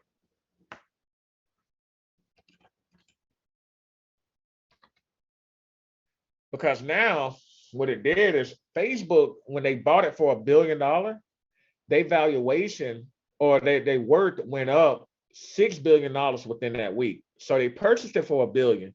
The value went up $6 billion within a week. And it wasn't even on the public. I don't even think they had went public yet, right? So it went up $6 billion from $1 billion purchase. Not Bezos, Zuckerberg or Facebook or Meta, whatever, could have got a $3 billion loan against the equity. So they could have purchased it at $1 billion and took a $3 billion loan to reinvest somewhere, knowing that now you don't pay you don't pay interest on the loan on debt. That's crazy. 10 years, 30x profit. And that's just the Instagram valuation. It don't show how it increased Meta over the time too, though. So even standalone, Facebook can now, or Meta can, they'll be stupid, but they can literally say, all right, forget it. We need to offload Instagram. Yeah, taxes. You don't pay taxes on debt. So what you do is you run the value up and then get loans against the value to reinvest somewhere else. So when you get loans against, you run the value of a business up to 10 million and take $3 million loan against the business instead of taking $3 million of a paycheck. So when you got equity into a business and you can get leverage that equity for loans against it, that's better than taking a payroll, because you take payroll, Uncle Sam gonna want their tax. Take a loan against it, and then the money from the bank can actually pay toward the money from the business can go towards the loans, because I took a loan and equity against the business, right? That to be able to invest in business. Now that $3 million that I'm spending is debt that I'm spending. Wealthy people live off debt. They use credit to build wealth, to leverage debt, to live off, because debt ain't taxed. So one of the things that we are doing, Y'all ready for the announcement that I got? All right, announcement. Okay, so we're making a few changes in the inner circle, right? Because we're bringing another tier in the inner circle, right? So one of the things that we're doing, because we got a lot of different coaches now, we're going down different inner circle avenues, right? So we're going to have lots of different ones. So announcement by Monday, it's going to be, well, actually by January 1st, it's going to be a new rollout in the way that the inner circle is, right? So for the ones who actually upgraded to pro beforehand, you're going to actually, July 1st, so the ones who upgraded to pro beforehand and paid that lump sum of money to upgrade, right? You're going to get bumped up to what's called the inner circle business. And you're going to have a CRM account that comes with it, right? And so whatever you were paying, you're going to get your account. And because it's supposed to came with like products and things like that to resell, but without having a CRM to resell them, then that was a problem, right? So now the ones who already upgraded to pro is going to inner circle business, right? Your monthly will stay the same, but you're going to also get the body boot camp. The body boot camp is available now, right? It starts July 11th, 12th, and 13th, right? And then now for the VIP of the body boot camp, you'll be able to come into Atlanta for one full day and role play. I'm going to put you at CEO, COO. You're going to be building out businesses in real time. We're going to literally come up with budgets. We're going to literally be able to do all of that. The current pro, if you already did your upgrade, you're the only ones that's getting upgraded to business, right? Now, here's the thing. Pro is going to change, right? So now pro is where you're going to get everybody. Let's say if Attorney Taylor does her seat at the table inner circle, right? And you want to choose that inner circle, right? And that'll be a core. So core is going to be like when you got Dr. Tina, you want to go to podcast route, because what we did is we're building out everybody, their individual inner circle, so that you'll be able to pick the people, because we don't want y'all trying to attend every class in core. Core is going to be your core. Like, hey, I want my seat at the table. I want this, I want that. You know what I'm saying? So now core is out. So if you're in core, right, and I need y'all to be very clear in understanding this. If you're in core, right now, core is going to drop to $47 a month, right? But you're going to get one person's core. You'll get all the live trainings, right? So with core, because we realize people have been canceling core because it's way too much information, right? And it's cool. So core, you got to pick your core coach, right? Because there's going to be a lot of them dropping on the first, right? Pick it. You won't be able to have me as a core coach. Everybody's going to have access to my direct stuff, right? So yes, we will have it. So if you pick your government, if y'all are going to have y'all picks in by the week of January. So that'll only be $47 a month, your core coach. But all the recordings are going away in core, right? So only live. So if you want to go with Hackett with the Grant Inner Circle, it's only $47 a month, right? Because we got to make sure that the coaches are starting to get paid, and I don't want people to start talking about Derek Harper's Inner Circle. It's not a Derek Harper Inner Circle. This is our Inner Circle. But Pro will no longer have the monetary upgrade cost, right? Pro is only going to be $99 a month or $97, right? So core, you pick your core. So if you want the seat at the table, if you want grants, government contracts, podcasting, and all of that, you will have to pick your core coach, because we want y'all to actually accomplish what y'all trying to do. Now, y'all will still be able to attend all of these calls live, but there will be no recording whatsoever in core. So, and we're doing this because if you go to Pro, though, you get everybody's inner circle. Attorney Taylor said, shout out to seat at the table. I'm giving out free lollipops like the bank.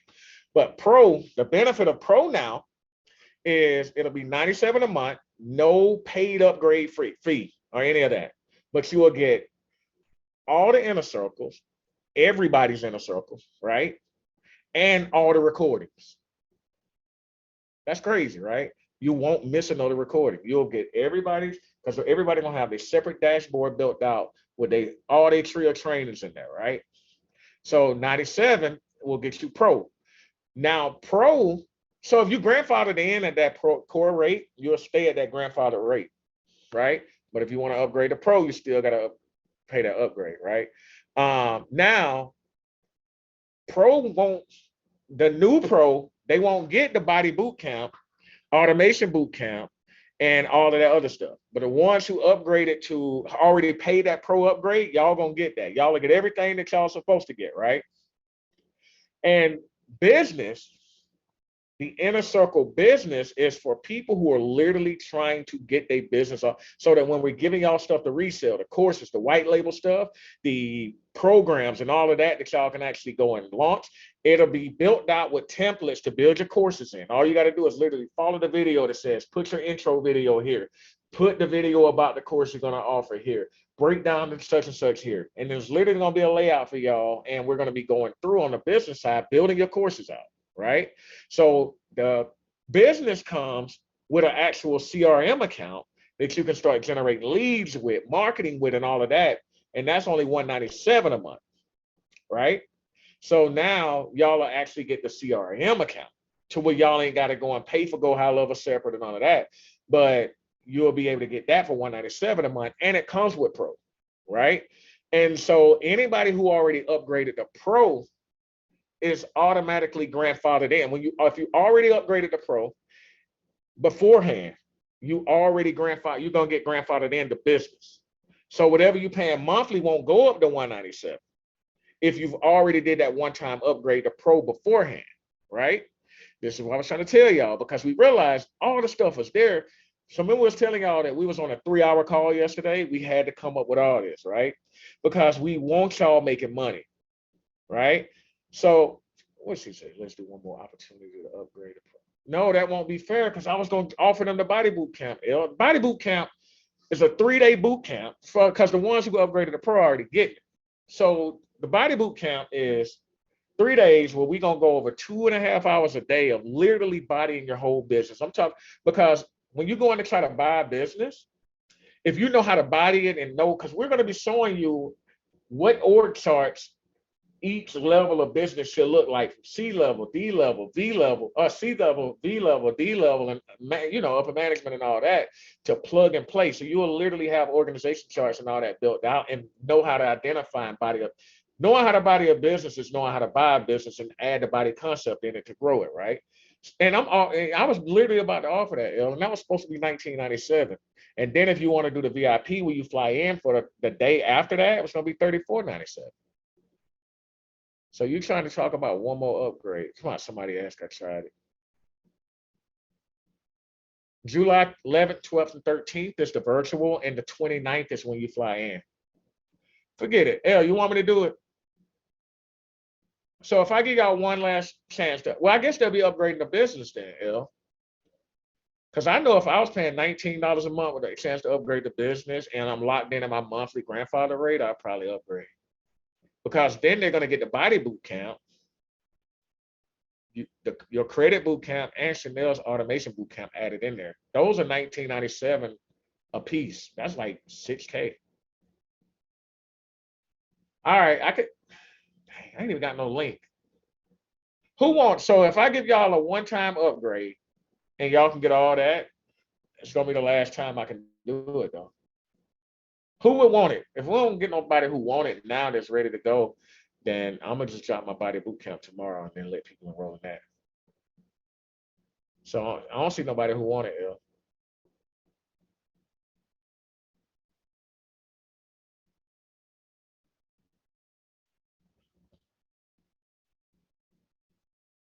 So if you're already paying $97 a month for core and you want to stay at the $97 a month, you'll just upgrade the Pro. But it won't be the new Pro. I mean, it won't be the, you know what I'm saying? Because Pro ain't gonna come with the stuff. That's, yeah. So don't, all of the trainings that we're doing like that, they got to be separate. Well, Jamie, you already elite, so you ain't got to worry about it.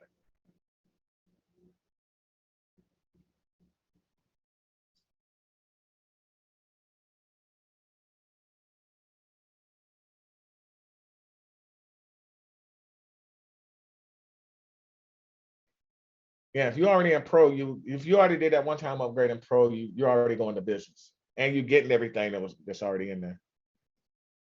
Yeah, because the new pro is all the inner circle coaches and the recordings.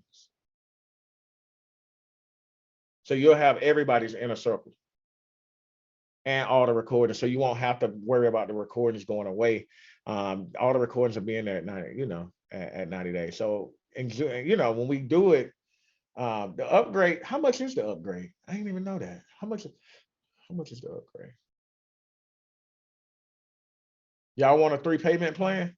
Because if y'all don't pay it, then y'all can just get downgraded back.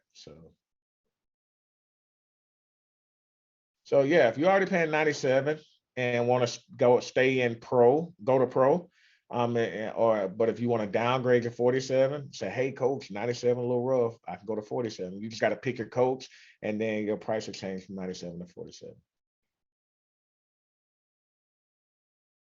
So who need a 3 payment plan to upgrade once?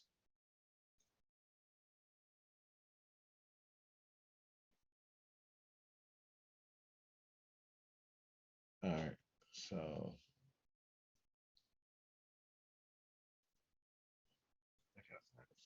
Lord, pro upgrade.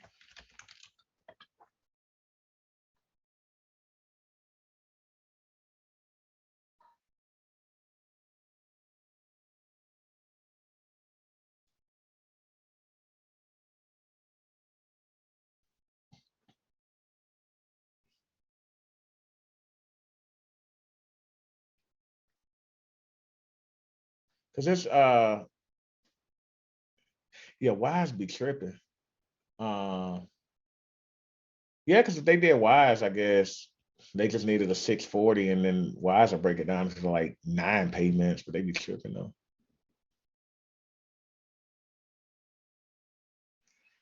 Somebody had a question: what's the minimum revenue for a business we should be looking at? A lot of times I don't on smaller businesses, I don't really worry too much about revenue. I do consultations with people so much that have gold mines that they just mismanage their business. So the revenue, I look at revenue potential, not just the revenue, because they might be running $100,000 a year business that I know that's supposed to be $1 million a year business, and I'm like, it's a $900,000 diamond in the rough. See what I'm saying? So if you just depending on like, oh, they only making 100K and you don't buy, you just missed the diamond in the rough.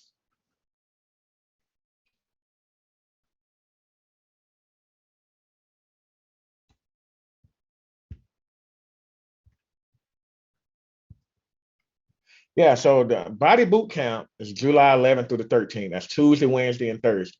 That's going to be online. It's going to be 2.5 hours each day, right? That's just the live portion of it. It's going to be modules in there showing you exactly what the V levels are, the D suites, how the structure and what position belongs where, who answers to who. Let's see. Okay, guess I can share my screen.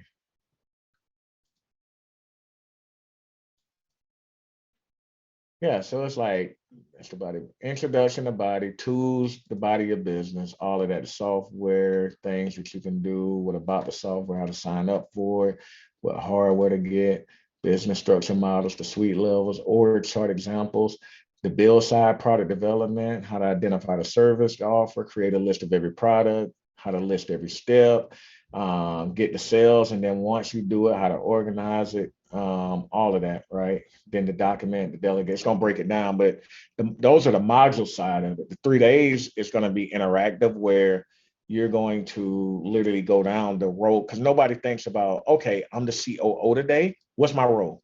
I'm the CEO today. What's my role? Right. So now that would be so. I'll tell you what I'm gonna do. That's exactly what I'm gonna do. All right. So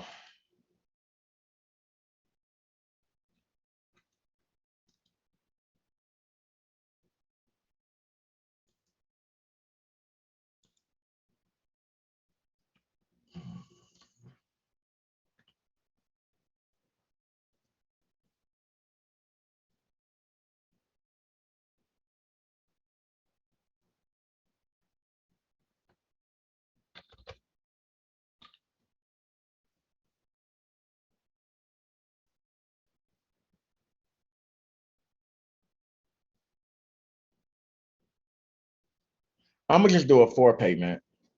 Y'all want to do 4-payment?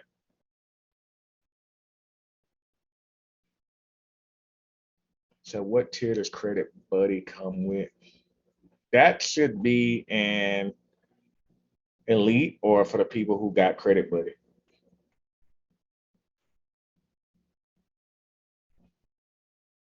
Elite automatically get the business in a box. They get the Credit Buddy, business in a box. They get all that. Oh, Elite, you get the Body Boot Camp, and Elite get to come in for the VIP day at the Body Boot Camp. Yeah.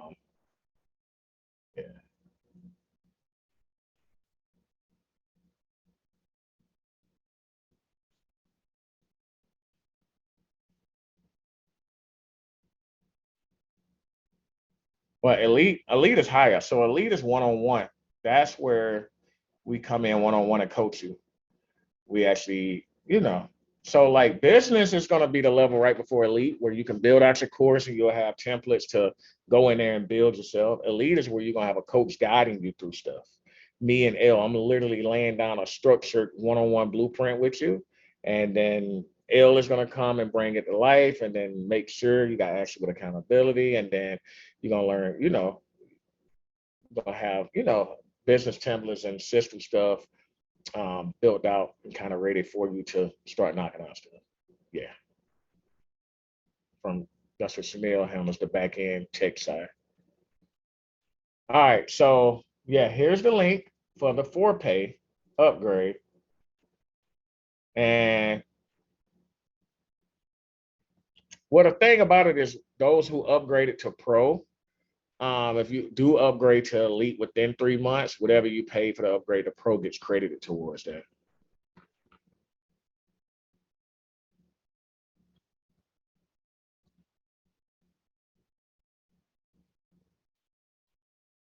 So I still sent y'all the old link. I reactivated the old link. That's a 4-pay. You can take advantage of it or not. I just know that tomorrow I'm offering the Body Boot Camp to the public. Y'all got to give me feedback on my flyer too. I be giving y'all feedback. How my how my flyer look?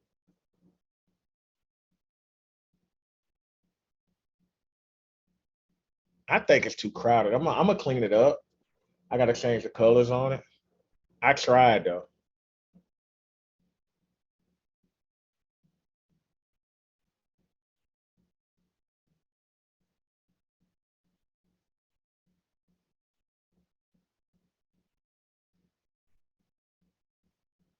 So text me. I'm gonna tell you what. Text me.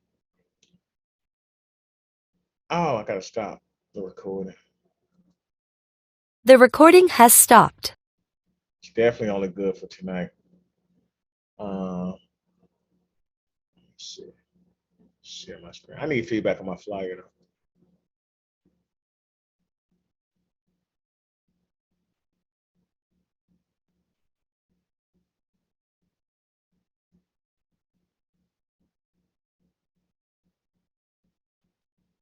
So yep, 3 days, build out your structure, business model, and revenue generation operations so you can thrive. Organize your workflow seamlessly to make your business sellable or scalable. Document your whole process so that it doesn't have to be repeated. Create SOPs the easy way. Delegate, build a training program to delegate to your team so the business can run without you. Literally, once you can bring somebody else's business to where it's bodied, because that's what they're missing, and they're like, oh, I'm so busy and so stressed. That's a sign that if they unstress themselves and get their business turned over and bodied the proper way, they can generate revenue. There's a lot of entrepreneurs out here that actually can make money if they actually can work on the business instead of in the business. So this flyer, yay, nay, y'all don't like it. People gotta read. Yeah, I know. It's a good start though. It's a good start. It's a good start.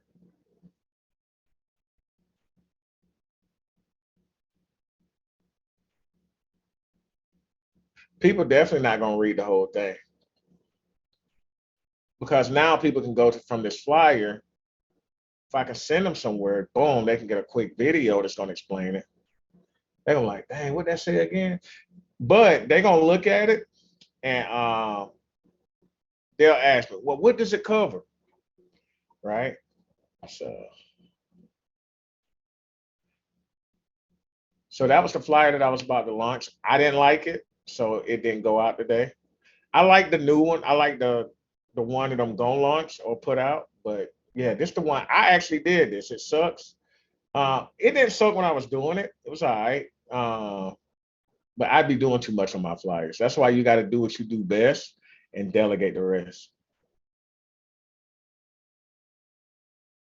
Lauren, you always in Atlanta around the time, but you always committed to something else. Lord, I hope it's the yellow print. Nah, people definitely not gonna read it.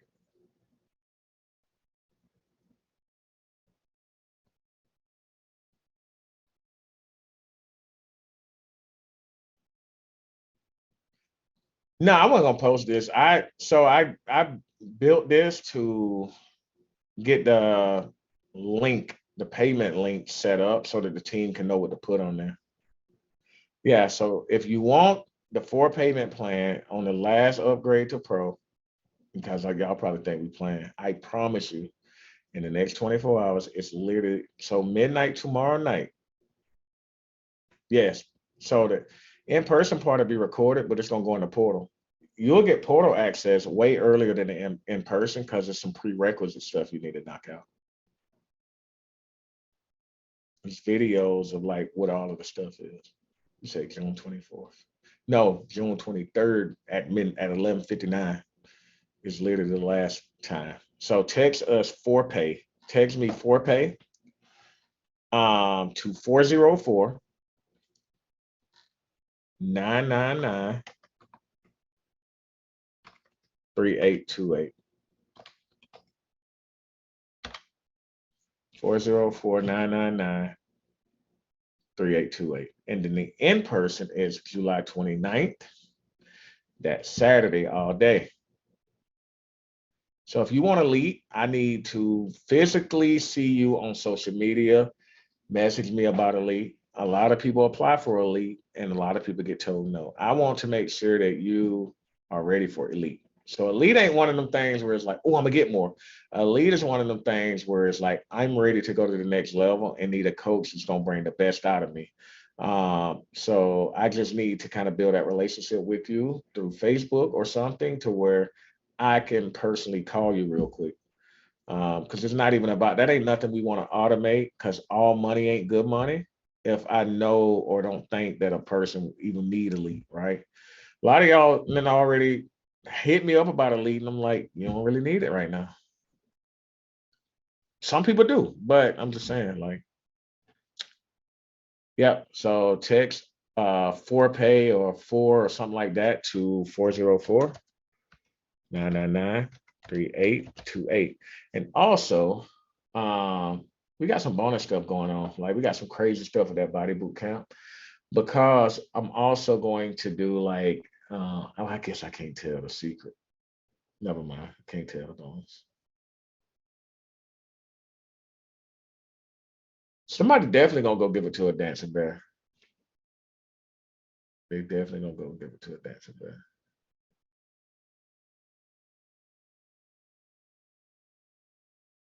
Now for sure. So those okay, man. So somebody said, how can we get their finances to determine if the company is a good prospect? Well, most of them actually fill that out when they're applying for funding. I love Facebook groups that's specific to industries because you'll see the ones who are doing all right. You'll see the ones who are like super active because those are either the ones who are trying to get their business off. They live it. You know, they always talking about it. That's a good question. With the affiliate link, I have to, I have to, it should be getting reports at the end of the month. I know this is the first month on since on that affiliate program. This is the end of this month. It's gonna be the first month people eligible for payout. I was about to send a payout early, and it's crazy. One of the ladies got credit, but it's two people that she had got credit for. Yeah, it was two people that she had got credit for that ended up like charging back. They didn't say they wanted to cancel after the trial or anything. And I'm like, Lord. So that's kind of what that whole period is before the first payout. And like clockwork, they definitely charge back.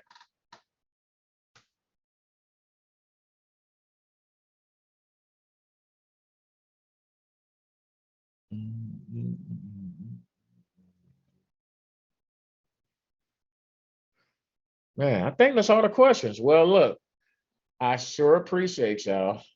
I think this is the first time I really covered everything.